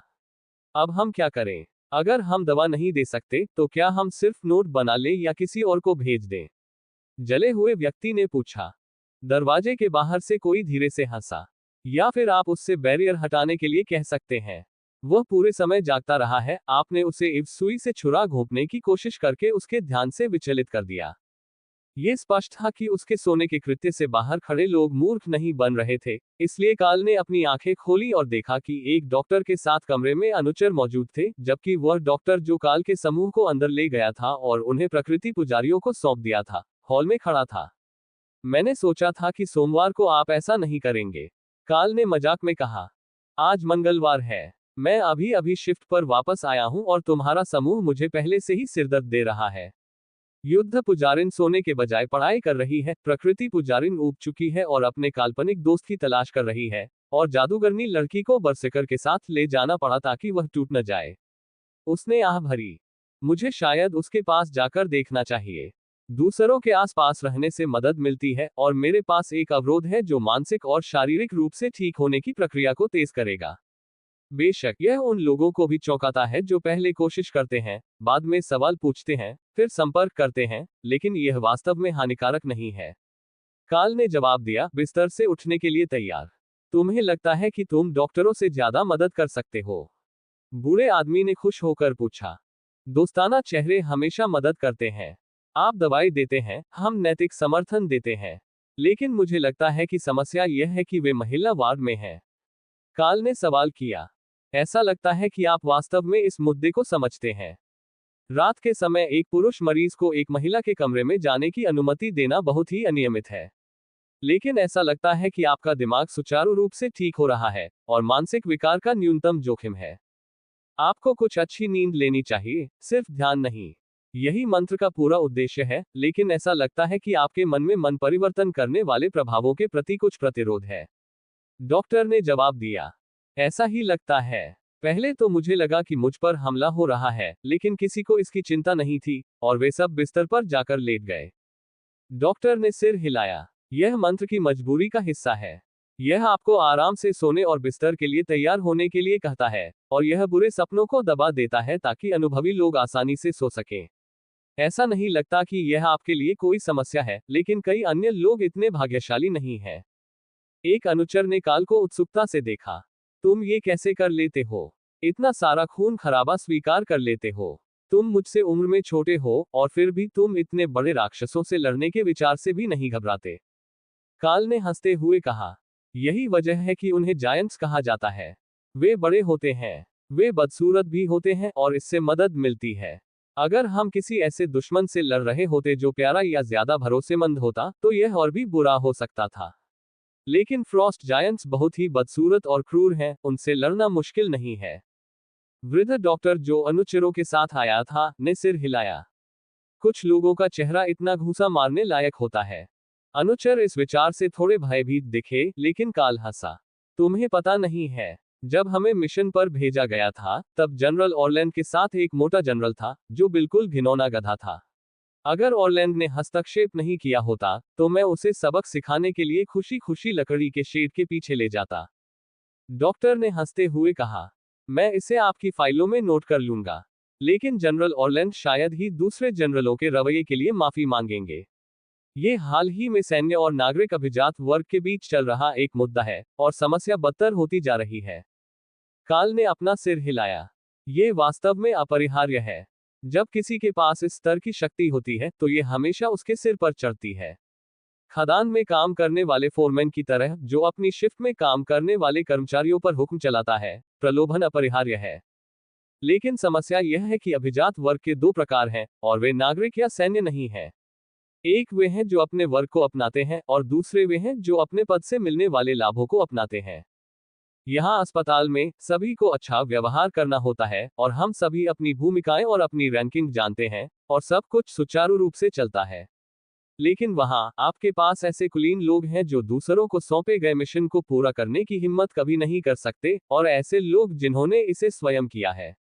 युद्ध क्षेत्र में केवल उन दो प्रकार के कुलीन लोगों में से एक को ही सम्मान मिलता है, और स्पष्ट रूप से ये बेहतर होगा कि वे किसी को मारने से पहले दूसरों को घर भेज दें। ऑर्लेन जानता है कि लड़ना क्या होता है। ज्यादातर पादरी जानते हैं कि आम मानव सैनिकों और अपने देवताओं की कृपा के अलावा किसी और चीज के बिना अग्रिम पंक्ति में रहना क्या होता है। लेकिन जब वे नौकरशाहों पर दबाव डालते हैं कि वे किसी अग्रिम पंक्ति के शिविर में अपना समय बिताएं, तो वे बस चीजों को गड़बड़ कर देते हैं। नर्सों में से एक ने हंसते हुए कहा, वे अभी भी जनरल और कमांडर हैं। आप उन्हें और कहां रख सकते हैं? काल ने कंधे उचका दिए। हम उन्हें एक आकर्षक वर्दी पहना सकते हैं और वे राजधानी में सार्वजनिक इमारतों की रखवाली कर सकते हैं। ये नागरिकों के लिए नागरिक सद्गुण का एक अच्छा प्रदर्शन होगा। नज ने अपनी हंसी रोकने की कोशिश करते हुए गला रुंध लिया और डॉक्टर ने अपना सिर हिलाया। हम आरोही और कमांडर रैंक के जनरलों को सिर्फ इसलिए सम्मान गार्ड ड्यूटी पर खड़े रहने के लिए नहीं कह सकते क्योंकि वे वास्तविक युद्ध के मैदान के लिए उपयुक्त नहीं है। उसके पीछे से एक हिप्पी प्रकृति पुजारी हंसा। हम नागरिक आरोही और कमांडर रैंक के अभिजात वर्ग से सरकारी इमारतों में सुरक्षा विवरण और सम्मान गार्ड ड्यूटी करने के लिए कहते हैं। शायद यह अधिकारियों के लिए अपनी जड़ों की ओर लौटने के लिए कुछ अच्छा होगा। तुम यहाँ क्यों आए हो? पहले डॉक्टर ने संदेह से पूछा। मेरी एक मरीज कहती है कि अगर वह मकड़ी को नहीं पा सकती तो कम से कम सांप को तो पालना चाहती है। क्या मैं आपकी मरीज को उधार ले सकता हूँ? बूढ़े हिप्पी ने पूछा। काल ने बूढ़े हिप्पी को देखकर मुस्कुराया। बेशक, मैं तुम्हारे साथ चलूंगा। मैंने खूब नींद ली है और अगर मैं नहीं जाऊंगा तो हमें पूरी रात प्रकृति के पुजारियों से सावधान रहना होगा। घर के अंदर चुपचाप बैठे रहना उनके स्वभाव में नहीं है, और जहां तक मुझे पता है वह घायल नहीं हुई थी। सफेद वस्त्र पहने डॉक्टर ने फिर से उसकी नाक पर चुटकी काटी और काल को पता चल गया कि उसकी शिफ्ट शुरू होने के कुछ ही मिनटों बाद वे उसे तनाव में डाल रहे थे। काल ने उसके कंधे पर थपथपाया। मैं सलाह देता हूं कि तुम बस बहाव के साथ चलो। ये चीजों की प्रकृति है। जितना अधिक आप इसके खिलाफ लड़ेंगे, उतनी ही अधिक समस्याएं आप अपने लिए पैदा करेंगे, और ऐसा नहीं है कि अगर हम वास्तव में इसे करने के लिए दृढ़ संकल्पित हो तो आप कुछ भी करके इसे रोक नहीं सकते। यह एक ऐसी बात है जो प्रकृति के पुजारियों को सही लगती है। आपको प्रकृति को अपनाना होगा और यह स्वीकार करना होगा कि कठोर नियम हमेशा हर रोगी के लिए सही जवाब नहीं होते। बस प्रकृति के पुजारियों को राक्षसों को गले लगाने दें और वे फिर से खुश हो जाएंगे। ये किसी भी दवा से बेहतर है जो आप उन्हें दे सकते हैं। बूढ़े हिप्पी ने सहमति में सिर हिलाते हुए हंसी में कहा। ये ग्रीन ड्रैगन के अनुयायियों के लिए व्यवहारिक रूप से कस्टम मेड है। क्या आप जानते हैं कि हमारे कितने लोगों को अकुशल को पालने की कोशिश में मार दिया गया है या मार दिया गया है? अब वह खतरनाक राक्षसों के साथ आता है जो वास्तव में उनके स्नेह को स्वीकार करेंगे। आप उन्हें अचानक नहीं कह सकते। प्रकृति पुजारियों के जीवन के लिए यह एक वास्तविक खतरा था। उनके दिमाग को यह स्वीकार करने में कठिनाई हो रही थी कि सभी मित्र आकार की चीजें मित्र नहीं होती। सफेद लबादा पहने डॉक्टर ने काल को कमरे से बाहर जाने का इशारा किया और वह बूढ़े हिप्पी के पीछे पीछे एक बड़े खाली कमरे में चला गया, जिसके बारे में उसे लगा कि शायद कोई खाली स्टोरेज रूम हो सकता है। लोट्स और डग पहले से ही वहां मौजूद थे, साथ ही आधा दर्जन अन्य हरे लबादे पहने पादरी भी थे, जो चारों ओर बैठकर चुटकुले सुना रहे थे। काल, तुम पहले से ही जाग चुके हो। सही समय है। मुझे अभी एहसास हुआ कि हम अभी तक रैमी से ठीक से नहीं मिल पाए हैं, भले ही मैंने उसे युद्ध के मैदान में देखा हो। लोट्स ने घोषणा की। बिल्कुल, रैमी, तुम बाहर आकर नमस्ते क्यों नहीं कहती? रैमी काल के गोफिन में लिपटने के लिए अपने स्थान से बाहर आए और फिर कमरे का जायजा लेने के लिए अपना सिर बाहर निकाला, इससे पहले कि वह वास्तव में खुले में आने वाली थी या नहीं। जिस बूढ़े हिप्पी ने काल को यहां तक पहुंचाया था, वह निराशा में अपना सिर हिलाते हुए जोर से हंसने लगा। यह अच्छी बात है कि मैं तुम्हें यहां तक ले आया। क्या तुम कल्पना कर सकते हो कि अगर वे उससे मिलते तो सफेद वस्त्र पहने लोगों की क्या प्रतिक्रिया होती? रैमी, है ना, जब हम बिल्लियों और धरती के चूहों को आराम के लिए लाते हैं तो वे पहले से ही घबरा जाते हैं, लेकिन एक जहरीला आत्मा जानवर, हमें रोगियों के बजाय उनके लिए क्रैश कार्ट की आवश्यकता हो सकती है। रेमी काल के मन में हंस पड़ी जब उसने उसे बड़बड़ाते हुए सुना, लेकिन छोटे सांप ने पहचान लिया कि वह उसे श्रद्धा से देख रहा था, जबकि लोट से एक विनती भरी नजर और हाथ फैलाए उनके सामने आ गई थी। छोटा सा सांप गोफन से बाहर निकल आया और कमरे में चारों ओर अच्छी तरह से देखने के लिए लोट्स की बांह पर लिपट गया। वह काल को याद से ज्यादा बड़ी थी, अब 1 मीटर से ज्यादा लंबी थी, और अब वह ठीक से सांप की तरह मोटी होने लगी थी, न कि पेंसिल की तरह पतली जैसी कि जब वह पैदा हुई थी। लेकिन अगर वह स्पिरिट स्नेक के रूप में रही तो वह पूरी तरह से विकसित होकर 20 मीटर लंबी होगी, और अगर वह नागा में विकसित हुई तो उसका धड़ कम से कम इंसान के आकार का होगा। काल ने सोचा कि यदि वह विकसित होने जा रही थी तो अब तक इसके कुछ संकेत मिल जाने चाहिए थे, लेकिन रैमी सांप की तरह खुश थी, भले ही उसके कुलदेवता 4 भुजाओं वाले नागा जादूगर के थे। जब लोट्स उसे कमरे में घुमा रहा था, रैमी को उसके सभी नए दोस्तों से मिलवा रहा था, तो और भी लोग उनके साथ शामिल होने के लिए आ गए। ओफेलिया को एक अन्य नेचर प्रीस्ट ने साथ लिया, और एक नज ने एक नाजुक किशोरी लड़की को कमरे में ले जाया, जिसके सुनहरे बाल बहुत ज्यादा थे। वह लगभग 13 या 14 साल की लग रही थी, संभवतः अकादमी में एक फ्रेशमैन अगर वह एलिट थी, लेकिन काल ने उसे पहचाना नहीं।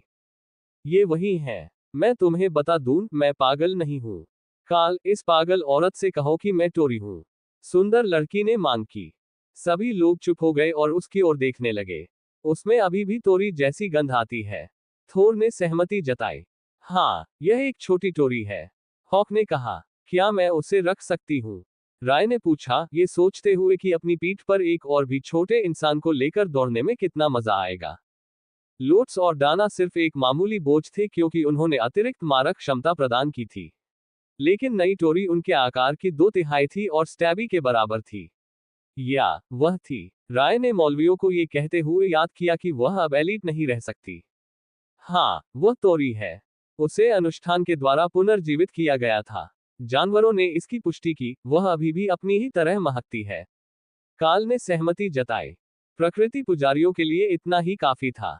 अगर परिवार के पालतू जानवर आपको पहचान लेते हैं, तो इससे कोई फर्क नहीं पड़ता कि आपने क्या भेष धारण किया है, ये संभवतः आप ही थे। बहुत से भेष मंत्र इतने शक्तिशाली नहीं थे कि कुछ जानवरों की सूक्ष्म रूप से ट्यून की गई इंद्रियों को मूर्ख बना सके। आप जवान कैसे हो गए? काल ने पूछा। क्या आप विश्वास करेंगे यदि मैं आपसे कहूं कि मेरा अंतिम विचार ये था कि यदि मेरा पुनर्जन्म हुआ तो मैं पुनः कुछ करने का मौका चाहूंगी। उसने आह भरते हुए कहा। काल ने अपने मन में परिचित मनोरंजक उपस्थिति महसूस की और वह परेशान जादूगर को देखकर मुस्कुराया। मैं इस पर 100% विश्वास करता हूँ। ड्रैगन भगवान की अपनी किस्मत हमारी रक्षा कर रही है, ये केवल एक छोटी सी बात है। हमारे समूह के पास मौजूद सभी ड्रैगन स्केल लकचाम और पवित्र पत्थरों के बीच, ये स्वाभाविक है कि जब आप पुनर्जीवित हुए तो आपकी एक छोटी सी इच्छा पूरी हुई। काल ने सहमति जताई। टोरी मुस्कुराई और उसके सामने एक जादुई मिसाइल गोला बना। सिर्फ एक छोटी सी इच्छा नहीं। मैंने अपनी शक्तियां बरकरार रखी, लेकिन जो उन्होंने मुझे बताया उसके अनुसार मैं अब एलीट नहीं हूं, सिर्फ एक आरोही रैंक जादूगर हूं। काल ने कंधे उचका दिए। वाकई, शब्दार्थ। इंजेक्शन की वजह से आप पहले भी जादू का इस्तेमाल कर सकते थे, अब भी जादू का इस्तेमाल कर सकते हैं क्योंकि आपके पास पहले भी जादू था। सभी प्रकृति पुजारियों ने सहमति में सिर हिलाया और नज ने काल को संदिग्ध दृष्टि से देखा। आप उन्हें मेरे खिलाफ टीम बनाने के लिए प्रोत्साहित कर रहे हैं, है ना? अभी तक कोई सबूत नहीं है कि वह वही है जो वह कह रही है। हमें परीक्षण और मनोवैज्ञानिक मूल्यांकन पूरा करने की जरूरत है। नज ने जोर दिया। लोट्स ने हंसते हुए कहा, जब तक वे रुक न जाएं, उन्हें परेशान करो। यह मेरे लिए कारगर रहा। क्या मैं आप पर भरोसा कर सकती हूं कि जब तक मैं प्रशासन से बात करूं, आप उसे यहीं रखेंगे? नज ने संदेह से पूछा। लोट्स ने उसे अंगूठा दिखाया, लेकिन नज ने हरे वस्त्र पहने डॉक्टर की ओर देखा। बेशक, मैं ये सुनिश्चित करूंगा कि कमरे में मौजूद सभी मरीज और आगंतुक तब तक यहीं रहें जब तक कोई उनके लिए वापस ना आ जाए।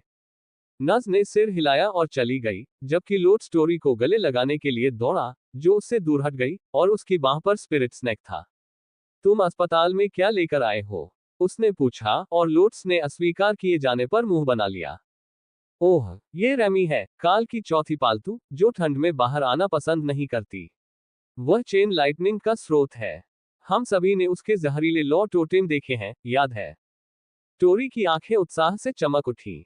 ओह, तुम रेमी हो। तुम सुंदर हो। माफ करना, मुझे लगा कि तुम कोई ऐसा सांप हो जिसे प्रकृति के पुजारियों ने ढूंढ निकाला है। रैमी की हंसी से उसके दांत गिर गए और टोरी पुनः पीछे हट गई, जबकि प्रकृति पुजारी हंसने लगे। काल ने रैमी के सिर पर हाथ फेरा। ये हंसी का जवाब है।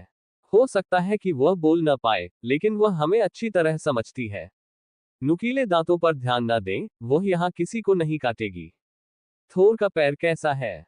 डॉग ने पूछा, जब अन्य पुजारी रैमी से मिलने आए, जो खुशी से लोट्स की बांह पर लिपटी हुई थी।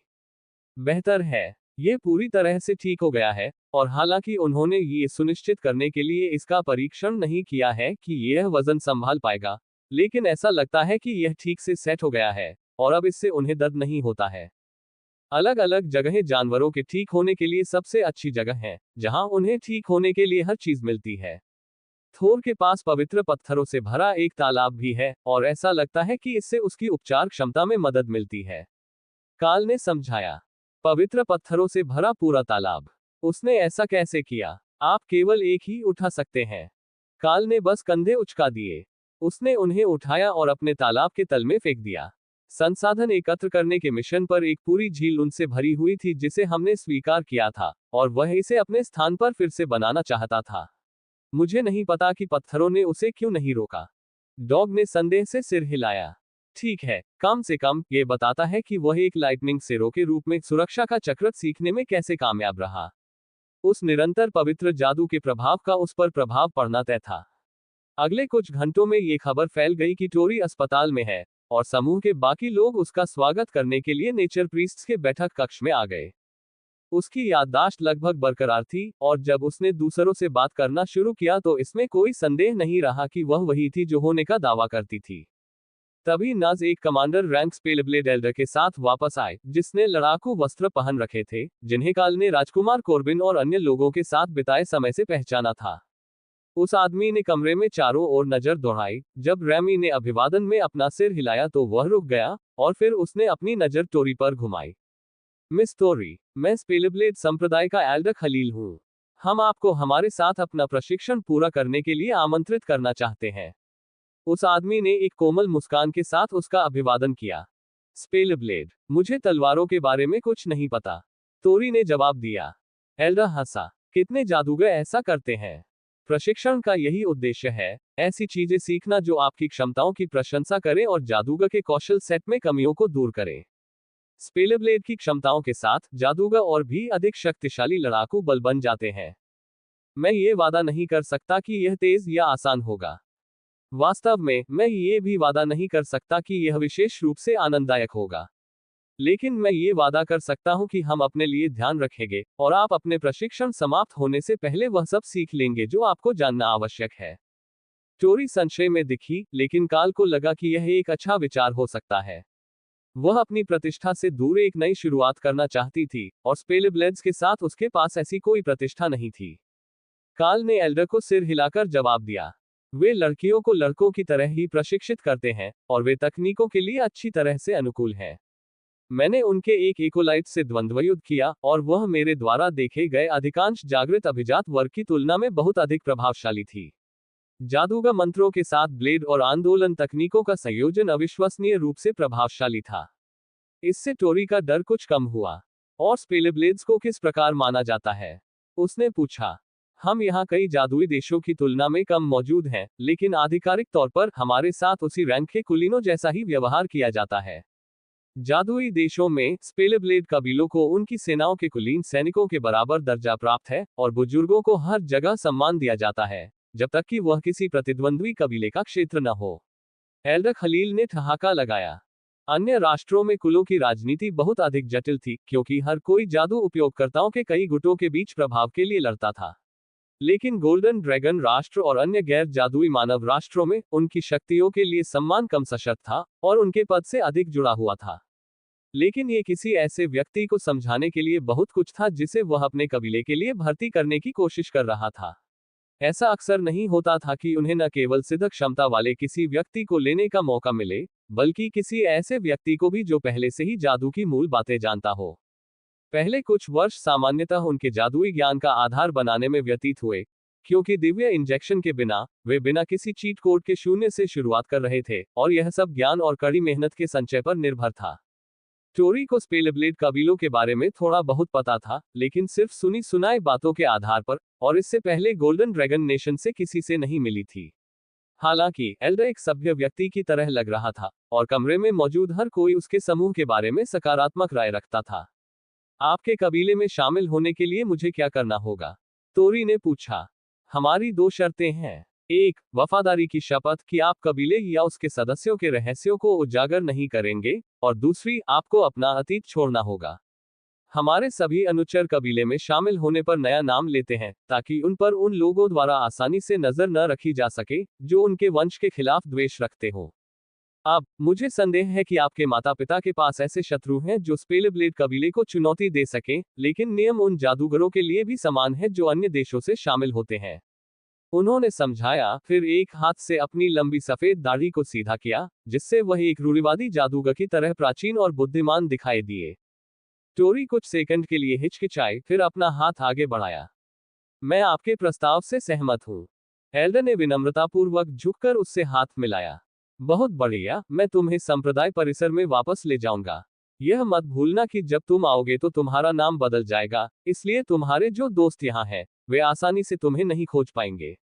अगर वे तुम्हें खोजते हुए आते हैं, तो हम उन्हें मना नहीं करेंगे, लेकिन अगर कोई तुम्हारा पुराना नाम पूछेगा, तो हम तुम्हारी पुरानी पहचान जानने से इनकार कर देंगे। उसने उसे याद दिलाया। काल ने अब युवा जादूगर को गले लगाया। चिंता मत करो, अगर तुम्हें हमारी जरूरत होगी, तो हम तुमसे ज्यादा आसानी से मिल जाएंगे। मुश्किल समय में बस राजकुमार कॉबिन से कहो कि मुझे एक संदेश भेजे। हमने पहले भी साथ काम किया है, और वह एक अच्छा इंसान है। एल्डर खलील ने सिर हिलाया। उसने वास्तव में कमांडर काल और उसके समूह को युद्ध के दौरान हमारी युद्ध रेखाओं पर लड़ने के लिए कहा था। मुझे आश्चर्य है कि आपने रोजलिंड के साथ ऐसा क्या किया जिससे वह आपसे इतनी नफरत करने लगी। वह आमतौर पर पुरुषों से नफरत करती है, लेकिन काल से बहुत ही व्यक्तिगत और खास तरीके से। डाना और लोट्स दोनों हंसे और काल को समझाने के लिए इशारा किया। जब हम पहली बार मिले थे, तो उसने मुझे द्वंद्व युद्ध के लिए चुनौती दी थी, ताकि यह साबित हो सके कि स्पेलब्लेड बेहतर प्रशिक्षण पद्धति है। अब मैं उसके जागृत होने के बाद उसके पास पहुंच गया था, और यह उसके लिए अच्छा नहीं रहा। उसने हार को अच्छी तरह से नहीं लिया। जब हम खतरे में थे, तब भी वह काफी पेशेवर थी, लेकिन मुझे संदेह है कि हम आजीवन सबसे अच्छे दोस्त नहीं बनने जा रहे हैं। काल ने समझाया। लोट्स ने सिर हिलाया। इस तरह का सार्वजनिक अपमान जल्दी नहीं भुलाया जा सकेगा। उसकी टीम प्रशिक्षण अभ्यास के रूप में अपने रैंक से ऊपर के राक्षस से लड़ने के लिए वहां गई थी, और काल निश्चित रूप से एक राक्षस है और उसके रैंक से ऊपर है। अंत में उसे बचाने के लिए राजकुमार कॉबिन को हस्तक्षेप करना पड़ा। काल ने लोट्स को अपनी सबसे मासूम नजर से देखा। राक्षस? मैं एक प्यारा और सज्जन युवक हूं। नहीं, वह मैं हूं, थोर ने बीच में कहा। काल इस जवाब पर बहस भी नहीं कर सका। एल्डर ने सिर हिलाया, और टोरी ने दूसरों को आंसुओं से भरा सिर झुकाया और फिर उसके पीछे चली गई। लंबे समय तक आंसू भरे अलविदा ने इसे और भी मुश्किल बना दिया, और हर कोई पहले से ही उसे अलविदा कह रहा था। मुझे यकीन नहीं होता कि वह बचपन में इतनी प्यारी थी। ये घुंघराले बाल। जब एल्डर और टोरी कमरे से दूर चले गए तो बॉब ने ठहाका लगाया। ठीक है, स्पेलब्लेड कबीले में आने के बाद वह दिल तोड़ने वाली होगी, लेकिन इससे भी बुरी बात यह है कि वह दिखने में जितनी बड़ी है, उससे 6 साल बड़ी है। वह 1 हफ्ते के अंदर ही किसी को चाकू मारने के लिए तैयार हो जाएगी, क्योंकि कोई उसके साथ बच्चे जैसा व्यवहार करता है। काल हंसा। बॉब ने मुस्कुराते हुए कहा, यही तो बात है ना? मेरा मतलब है, वह ब्लेड और जादू का मिश्रण सीखने आई है। वह थोड़ा जादू जानती है, इसलिए उसे तलवार चलाना सिखाना ही उनकी सफलता की परिभाषा है। तुम्हारा सिर कैसा है? डाना ने पूछा जब काल दीवार के साथ लगी कुर्सी पर बैठ गया। बहुत बेहतर है। मैंने पूरी रात रिफ्रेशिंग लाइटनिंग बैरियर को चालू रखा है, और यह मदद कर रहा है। लेकिन जब मैं यहाँ आया तो उन्होंने कहा कि उपचार मंत्र से यह 1 या 2 दिन में ठीक हो जाएगा। मुझे संदेह है कि वे हमें इतनी जल्दी रिहा कर देंगे, और मेरा हाथ अभी भी थोड़ा सुन्ना है। मेरी उंगलियां अब निर्देशानुसार काम कर रही हैं, जो एक अच्छी शुरुआत है, लेकिन पूरी तरह से काम करने के लिए इसे कुछ और दिनों की आवश्यकता होगी। आप क्या सोचते हैं? जब हम पहुंचे तो आप बहुत घबरा गए थे। काल ने पूछा। दाना ने उसे एक हल्की सी मुस्कान दी, जिससे ये स्पष्ट हो गया कि वह उससे झूठ बोलने की योजना बना रही थी। मैं ठीक हूँ। दरअसल टोरी को देखकर मुझे मदद मिली। कम से कम मुझे पता है कि वह जीवित है और स्वस्थ है, उसने जवाब दिया। दूसरा भाग सच जैसा लग रहा था, लेकिन काल को नहीं पता था कि लड़ाई के दौरान उस वैगन में क्या हुआ था, सिवाय इसके कि यह बुरी तरह खत्म हो गया था। पहला भाग स्पष्ट रूप से झूठ था, और यहाँ तक कि जो पादरी उसे नहीं जानते थे, वे भी उसे सहानुभूतिपूर्ण नजरों से बता सकते थे। खैर, हम सभी यहाँ एक ही कारण से हैं। क्या आपने हर्बल उपचारों पर विचार किया है? प्रकृति पुजारियों में से एक ने सुझाव दिया। डॉग ने हंसते हुए कहा, मुझे पता है कि हर कोई सोचता है कि हम बस नशे में हैं, और वे वास्तव में गलत नहीं है। लेकिन हम सिर्फ नशे में नहीं हैं। यह मन को प्रकृति के साथ संतुलन में लाने का एक मंत्र है।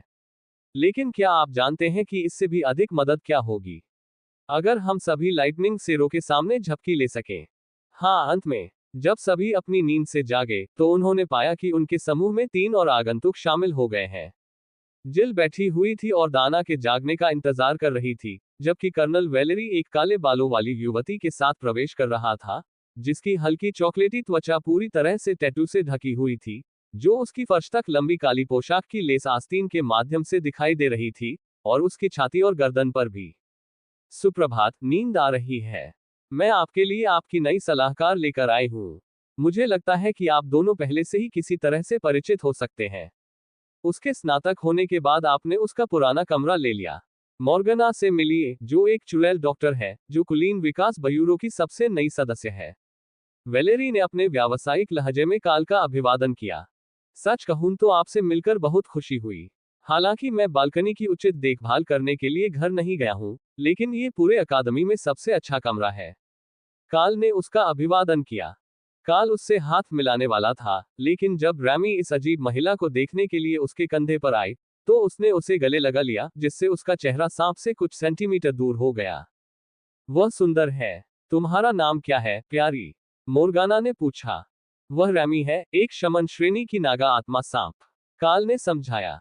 एक जादूगर। तुम्हें पता है, जादूगर भी एक प्रकार का जादूगर ही होता है, मोर्गाना ने उत्तर दिया। मैंने सोचा था कि तुम एक चुड़ैल हो। दूसरों ने कहा कि यह मेरे सामने वाले कमरे में एक गोद चुड़ैल थी। मोर्गाना हंसी। ऐसा इसलिए है क्योंकि वे मूर्ख हैं। मैं एक बेहद फैशनेबल चुड़ैल डॉक्टर हूँ, चुड़ैल और डॉक्टर नहीं। उसने थोड़ा सा घुमाव दिखाया, जिससे उसकी पोशाक का पिछला फीता दिखाई दिया, जिससे और भी अधिक टैटू उजागर हो गए, और फिर उसने एक छोटी कपड़े की गुड़िया को बुलाया, जिसे उसने रैमी को दे दिया। जब वह अपने नए खिलौने को देख रही थी, तो सांप उसके चारों ओर लिपट गया और खुशी से फुफकारने लगा। चिंता मत करो, ये किसी से बंधा हुआ नहीं है। अगर वह इसके साथ खेलेगी तो इससे कोई नुकसान नहीं होगा, मोर्गाना ने उन्हें आश्वस्त किया। काल ने उसे हल्का सा झुककर प्रणाम किया, फिर कर्नल को संबोधित किया, जो धैर्यपूर्वक उनकी बात समाप्त होने की प्रतीक्षा कर रहा था। क्या आपको यकीन है कि वास्तव में पाठों के लिए समय होगा? मैंने जो सुना है, उसके अनुसार वे हमें जल्द ही फिर से लाइन पर वापस लाना चाहते हैं, उन्होंने पूछा। वेलेरी ने सिर हिलाया। बहुत समय होगा। आपने हाई कमांड को जो डराया है, उसके बाद, जिन्हें यह एहसास नहीं हुआ कि आपके समूह को अकेले रॉयल रैंक के लक्ष्य को खत्म करने का काम सौंपा गया था, वे आपको फिर से अकेले स्काउटिंग पर जाने नहीं देंगे। आपको जो समूह मिला है, उसे रॉयल रैंक जायंट का शिकार करने के लिए नहीं भेजा गया था, कम से कम आधिकारिक तौर पर तो नहीं। उन्हें जायंट्स के निर्माण के लिए क्षेत्र की खोज करनी थी, क्योंकि ठंड हमें फ्रॉस्ट जायंट राष्ट्र के ऊपर उच्च ऊंचाई वाली उड़ानों से रोक रही थी। जब आप इस क्षेत्र में काम कर रहे थे, तब उन्हें खोना कमांड ग्रुप के लिए बहुत बड़ा झटका था। तो आपको हमारे और अकादमी के वरिष्ठों के साथ मुख्य लाइन शिविर में कष्ट सहना होगा। ये सेना से जुड़ा हुआ नहीं होगा जैसा कि आप थे, इसके बजाय इसे अकादमी मिशन के रूप में माना जाएगा, जिसमें शिक्षक मौजूद होंगे। साथ ही निश्चित रूप से ब्यूरो एजेंट भी होंगे। प्रकृति पुजारियों ने उनकी ओर सहानुभूतिपूर्ण इशारे किए, और कर्नल ने उन्हें घूर कर देखा। आप जानते हैं, अगर आप चाहें तो उनके साथ शामिल हो सकते हैं, उसने व्यंग्यात्मक लहजे में उन्हें बताया। हम यहाँ अस्पताल में काम करके खुश हैं, लेकिन मुझे लगता है कि ट्राइज कैंप में जाना प्रकृति के साथ ज्यादा तालमेल बिठाने वाला होगा। हम इस पर चर्चा करेंगे और देखेंगे कि क्या हमारे आंदोलन को संतुलित करने के लिए पर्याप्त अन्य लोग उपलब्ध हैं। प्रकृति पुजारियों में से एक ने जवाब दिया। काल ने कल रात जो सीखा था, उसके अनुसार वे तात्विक क्षति और मानसिक स्वास्थ्य के उपचार में विशेषज्ञ हैं। इतने सारे युवा अभिजात वर्ग के पहली बार मृत्यु का सामना करने के कारण अस्पताल अपने मानसिक स्वास्थ्य कर्मचारियों में से आधे को वापस नहीं भेजने वाला था। काल ने दरवाजे की ओर सिर हिलाया। मुझे लगता है कि यहाँ आने से पहले आपने स्टाफ से बात की होगी। मुझे लग रहा है कि हम कहीं भी जल्दी में नहीं जा रहे हैं, इसलिए मुझे आपसे इतनी जल्दी मिलने की उम्मीद नहीं थी। ये सच है। वे आपको कम से कम कुछ और काउंसलिंग सत्रों के बिना यहाँ से जाने नहीं देंगे। मैंने उनकी जगह लेने की पेशकश की, लेकिन जाहिर है कि उन्हें ट्रॉमा काउंसलर के रूप में मेरी योग्यता पर संदेह है। कर्नल वेलेरी ने शिकायत की।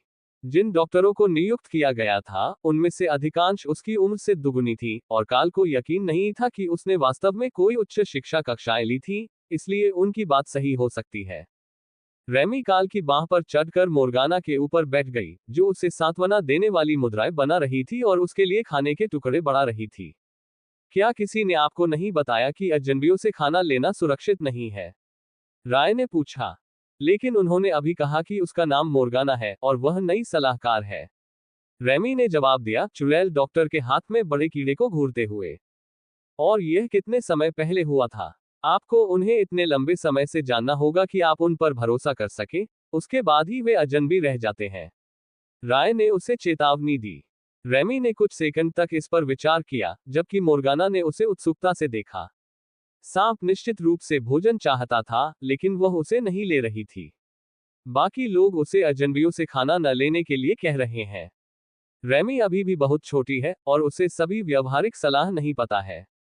हालांकि वह कुछ सुंदर टोटेम बनाने में सफल रही। काल ने समझाया।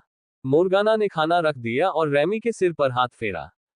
ठीक है, हम एक दूसरे को बेहतर तरीके से जान लेंगे और फिर तुम स्नैक्स आजमा सकती हो। लोट्स ने विच डॉक्टर को देखकर मुस्कुराया। प्रकृति प्रेमी हावी हो रहे हैं। पहले हमें 2 प्रकृति पादरी और एक सेरो नाइट मिले, अब हमें एक सपेरा मिला है। मोर्गाना इस टिप्पणी से उत्साहित हो गई। सेरो के पास एक नाइट है। क्या काल उसे युद्ध में ले जाता है? ऐसा लग रहा था कि वह पैदल या दूर से लड़ना पसंद करता है। वास्तव में युद्ध पुजारिन, वह सेरो पर सवार होकर युद्ध में जाती है ताकि वे अपने बफ को अग्रिम पंक्ति में फैला सके। वह भाले और ढाल के साथ बहुत अच्छी है, लेकिन थोर की बाधा के साथ वे काफी टिकाऊ है। लोट्स ने समझाया। एक लाल ड्रैगन पुजारिन लाइटनिंग सेरो पर सवार होकर युद्ध में जा रही है। अब यह वह नहीं है जिसकी मैंने उम्मीद की थी। मोर्गाना ने और भी अधिक उत्सुक होते हुए उत्तर दिया। राक्षसों की सवारी करना मजेदार है। कभी कभी राय मुझे या डाना को युद्ध में सवारी करने देती है, लेकिन यह एक सहायक की तरह है। यह इस बात पर निर्भर करता है कि वह अधिक क्षति या उपचार के लिए उपकरण चाहती है या नहीं। लोट्स ने आगे कहा। पुरोहिताई को सुसज्जित करने के विचार पर सभी पादरी हंसे, लेकिन काल को लगा कि शायद वह सही हो। राय को वे सबसे अच्छे लगे क्योंकि वे सबसे छोटे और ले जाने में सबसे आसान थे, और वह अपनी जरूरत के हिसाब से उनके बीच आदान प्रदान करती थी।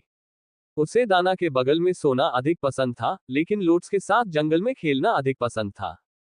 अधिकांशतः वह टेसा के साथ युद्ध में जाने के मामले में थोर की तरह पक्षपातपूर्ण व्यवहार नहीं करती थी, लेकिन टेसा के मामले में वह इस भूमिका के लिए एकमात्र उपयुक्त थी।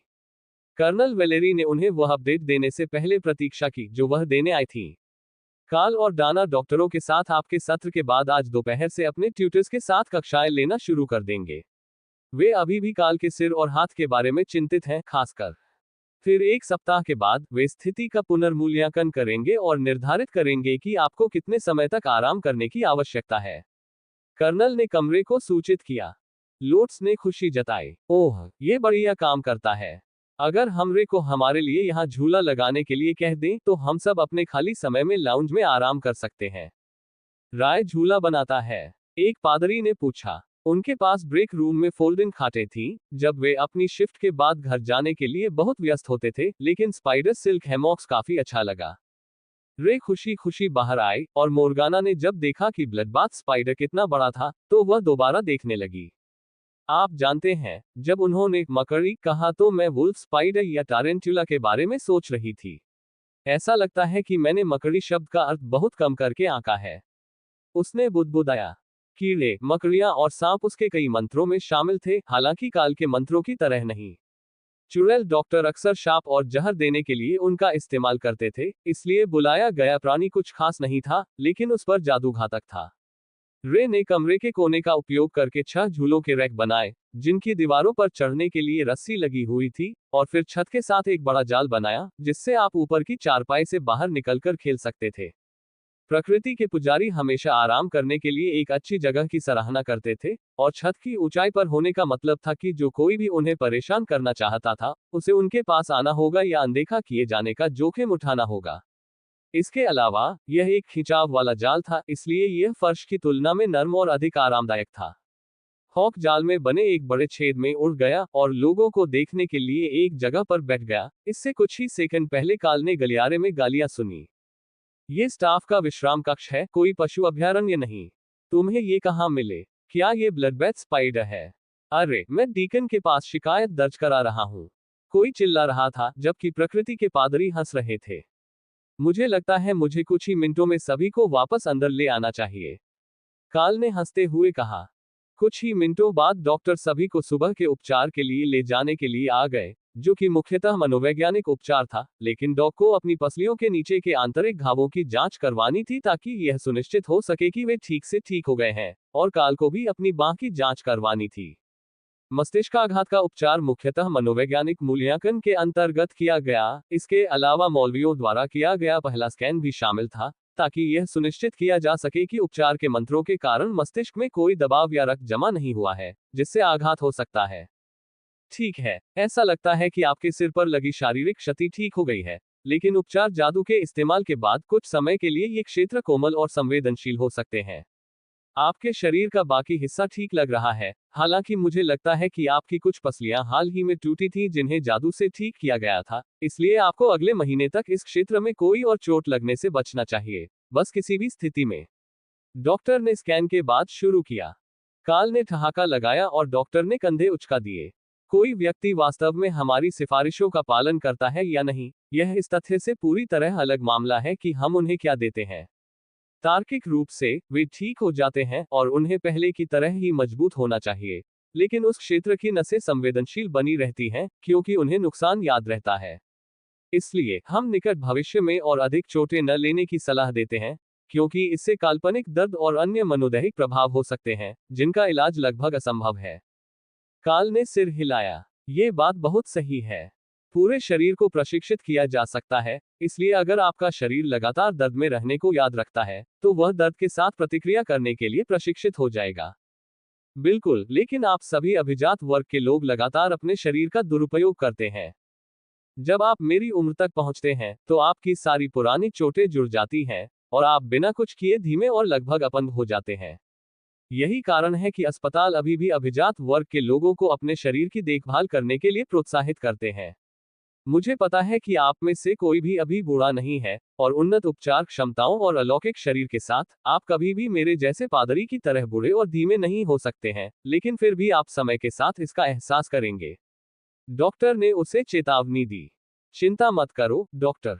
मैं सुन रहा हूँ। सभी चोटों से बचना संभव नहीं हो सकता है, लेकिन आप यहाँ वेटन्स अस्पताल में पहले से ही यह जानते हैं। मैं अपनी पूरी कोशिश करूंगा कि मुझे और मेरे जानवरों को चोटें न लगें। मैं युद्ध क्षति के कारण उनके विकास में बाधा नहीं डालना चाहता। डॉक्टर ने सिर हिलाया। उसे काल के पालतू जानवरों से ज्यादा चिंता थी। लेकिन अगर एलिट लोगों को डॉक्टरी सलाह को गंभीरता से लेने के लिए यही करना पड़ता, तो वह यही करता। उनके अनुसार उनमें से बहुत से लोग अपनी जिंदगी को गंभीरता से नहीं लेते। एक डॉक्टर के अनुसार बेशक सैनिकों के साथ यह समस्या हमेशा से रही है। ठीक है, हमने चोट और शरीर के बाकी हिस्सों का काम पूरा कर लिया है, अब उस हाथ को देखते हैं। उन्होंने घोषणा की। काल ने अपना हाथ स्लिंग से बाहर निकाला और उस पर सिली हुई सिलाई को दिखाया, जहां से लोट्स की कारीगरी अभी तक नहीं निकाली गई थी। उसने उसे डॉक्टर की तरह नहीं सिल दिया था, उसने उसे वापस सिल दिया था जैसे वह एक कंबल को ठीक कर रही हो, क्रॉस रनिंग टांके के साथ। डॉक्टर मुस्कुराए और अपना सिर हिलाया। ये बहुत करीने से किया गया था, और उन्हें कोई संदेह नहीं था कि जिसने भी इसे बनाया है वह बहुत कुशल कारीगर है, लेकिन अगर यह किसी चीज पर फंस जाता, तो यह सिर्फ एक सिलाई को खींचकर नहीं निकालता, बल्कि यह पूरी तरह से जुड़ा हुआ था। सबसे पहले मैं टांके हटाऊंगा और फिर एक और उपचार मंत्र का जाप करूंगा ताकि यह सुनिश्चित हो सके कि अंतिम क्षति की मरम्मत हो गई है। फिर हमें हड्डी को स्कैन करना होगा। जिन अभिजात वर्ग ने विभिन्न जादुई उपचारों के साथ उपचार किया है, उनकी हड्डियां एक मानक मानव शरीर विज्ञान से काफी भिन्न हो सकती हैं। इसलिए मुझे ये देखने के लिए गहन स्कैन करने की आवश्यकता है कि मैं किसके साथ काम कर रहा हूं और यह कितनी अच्छी तरह से ठीक हो गया है। उन्होंने समझाया। ओह, अगर आप चाहें तो मैं टांके लगा सकता हूं, काल ने प्रस्ताव दिया। तुम उन्हें कर सकते हो? डॉक्टर ने पूछा। काल ने अपनी बांह पर फ्लेमिंग बॉडी को सक्रिय किया और टांकों को कोटिंग करने के बजाय जला दिया। फिर रिफ्रेशिंग लाइटनिंग का उपयोग करके अंदरूनी हिस्सों को बाहर धकेला ताकि लपटें उन्हें जला सकें।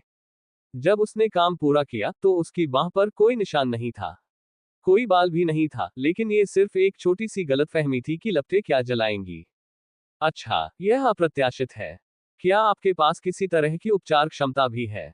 मुझे मरम्मत के बाद कोई पपड़ी या निशान नहीं दिखाई देता है, और ये तथ्य कि यह बिना किसी निशान के ठीक हो गया, अविश्वसनीय है। डॉक्टर ने पूछा। मैं जिस बैरियर का इस्तेमाल करता हूं, उस पर मेरा पुनर्जनन प्रभाव है, लेकिन इसके लिए मुझे बहुत ज्यादा उपचार करना पड़ा है। मेरे एक जानवर के पास एक छोटा सा उपचार मंत्र है, हीलिंग स्प्लैश। यह उपचार करने वाले पादरी के मानकों के अनुरूप नहीं है, लेकिन ये छोटे घावों को भरने के लिए अच्छा है, काल ने समझाया। डॉक्टर मुस्कुराए। उस मंत्र को अक्सर कम करके आंका जाता है।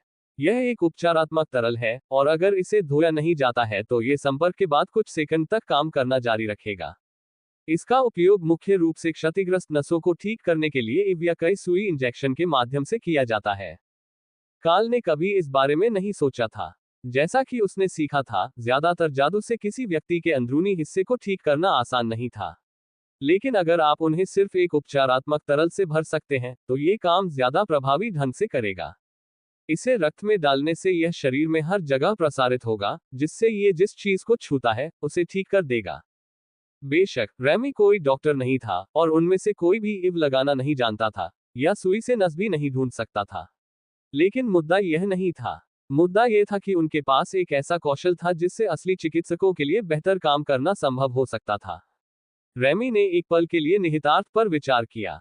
आपातकालीन प्रतिक्रिया सांप। मैं भी अंतर्निहित सुइयों के साथ आता हूं। काल जोर से हंस पड़ा और डॉक्टर ने उसे ऐसे देखा जैसे कि वह उसे एक और मनोवैज्ञानिक मूल्यांकन के लिए भेजने वाला है। माफ करें, रैमी, स्पिरिट स्नैक शमन जिसके पास हीलिंग स्प्लैश क्षमता है, ने बताया कि अगर मंत्र को सीधे इंजेक्ट किया जाना है तो उसके पास बिल्ट इन सुइयां होती हैं। काल ने समझाने की कोशिश की। डॉक्टर का चेहरा एक क्षण के लिए उदास हो गया, और फिर वह भी हंसने लगा। ये सोचना कि सांप आपको काटकर उपचार का इंजेक्शन लगा सकता है, इतना हास्यास्पद है कि मैं हंसे बिना नहीं रह सकता, लेकिन अगर वे आपको जहर देने से बच सके तो यह वास्तव में अविश्वसनीय रूप से प्रभावी होगा। उनके नुकीले दांत मांसपेशियों के ऊतकों में तरल पदार्थ को सटीक और तेजी से इंजेक्ट करने के लिए बने हैं। डॉक्टर हकलाया। फिर वह कुछ देर के लिए रुका और बोला, तो तुम्हारे दिमाग में हर समय कई आवाजें चलती रहती हैं। काल ने एक अनिर्णित भाव दिखाया। 4 जानवर मुझसे जुड़े हुए हैं, लेकिन वे हमेशा सब कुछ साझा नहीं करते हैं। ये कुछ इस तरह है, जब वे बात करना चाहते हैं तो मैं सुनता हूं, और इसके विपरीत। डॉक्टर ने आगे बोलने से पहले विवरण नोट कर लिया। लड़ाई में ये ध्यान भटकाने वाली बात होगी। आप इससे कैसे निपटेंगे? काल ने अपना सिर हिलाया। जब वास्तव में लड़ाई चल रही होती है तो किसी और की तरह बातचीत के लिए समय नहीं होता। वे महत्वपूर्ण जानकारी देते हैं, हत्या का जश्न मनाते हैं, और पुष्टि करते हैं कि उन्होंने निर्देश सुने हैं। लेकिन उनमें से कोई भी वास्तव में बकबक करने वाला नहीं है। अगर वे ज्यादा लोगों से बात कर पाते तो मुझे लगता है कि थोर, लाइटनिंग सेरो, हो सकता है। वह लोगों से प्यार करता है, खास तौर पर ऐसे लोग जो उसका सिर सहलाते हैं। थोर अपने स्थान पर उत्साह से सिर हिला रहा था। अगर वह और लोगों से बात कर पाता तो ये बहुत बढ़िया होता। उसके पास बताने के लिए जीवन भर की बहुत सी बातें थी जो काल पहले से ही जानता था। डॉक्टर ने काल की बांह पर जादू कर दिया और फिर कुछ मिनटों तक अपने जादू पर ध्यान केंद्रित किया तथा उसके पूर्व में घायल अंग की जांच की। मुझे लगता है कि यह ठीक है। उपचार मंत्रों ने हड्डी को ठीक से जोड़ दिया है, और मुझे कोई भी द्वितीयक फ्रैक्चर या तैरती हुई हड्डी के टुकड़े नहीं दिख रहे हैं। वे अक्सर ठीक से ठीक नहीं होते हैं। आज से आपको स्लिंग को हटाने और हाथ का फिर से उपयोग शुरू करने में सक्षम होना चाहिए। बस इसे आराम से करें। जैसा कि हमने बताया, सभी नसें या तो कुछ हद तक सुन्न हो जाएंगी या फिर अतिसंवेदनशील हो जाएंगी। उन्हें फिर से समायोजित होने में बस कुछ दिन लगेंगे। अब हम ग्रिप परीक्षण शुरू कर सकते हैं ताकि यह सुनिश्चित किया जा सके कि सब कुछ ठीक से काम कर रहा है। शारीरिक निपुणता, पकड़ की मजबूती और सूक्ष्म मोटर कौशल के ये परीक्षण दोपहर के भोजन तक चलते रहे, जब मोर्गाना काल को लेने आए ताकि वे दोपहर की कक्षाओं से पहले एक दूसरे को जान सकें। उन्होंने मूलतः अपनी अकादमी शिक्षा पूरी तरह छोड़ दी थी, और कर्नल वेलेरी ने उन्हें उन सभी चीजों के बारे में जानकारी देने का काम सौंपा था जो एक कमांडर के रूप में उन्हें जानने की आवश्यकता होगी।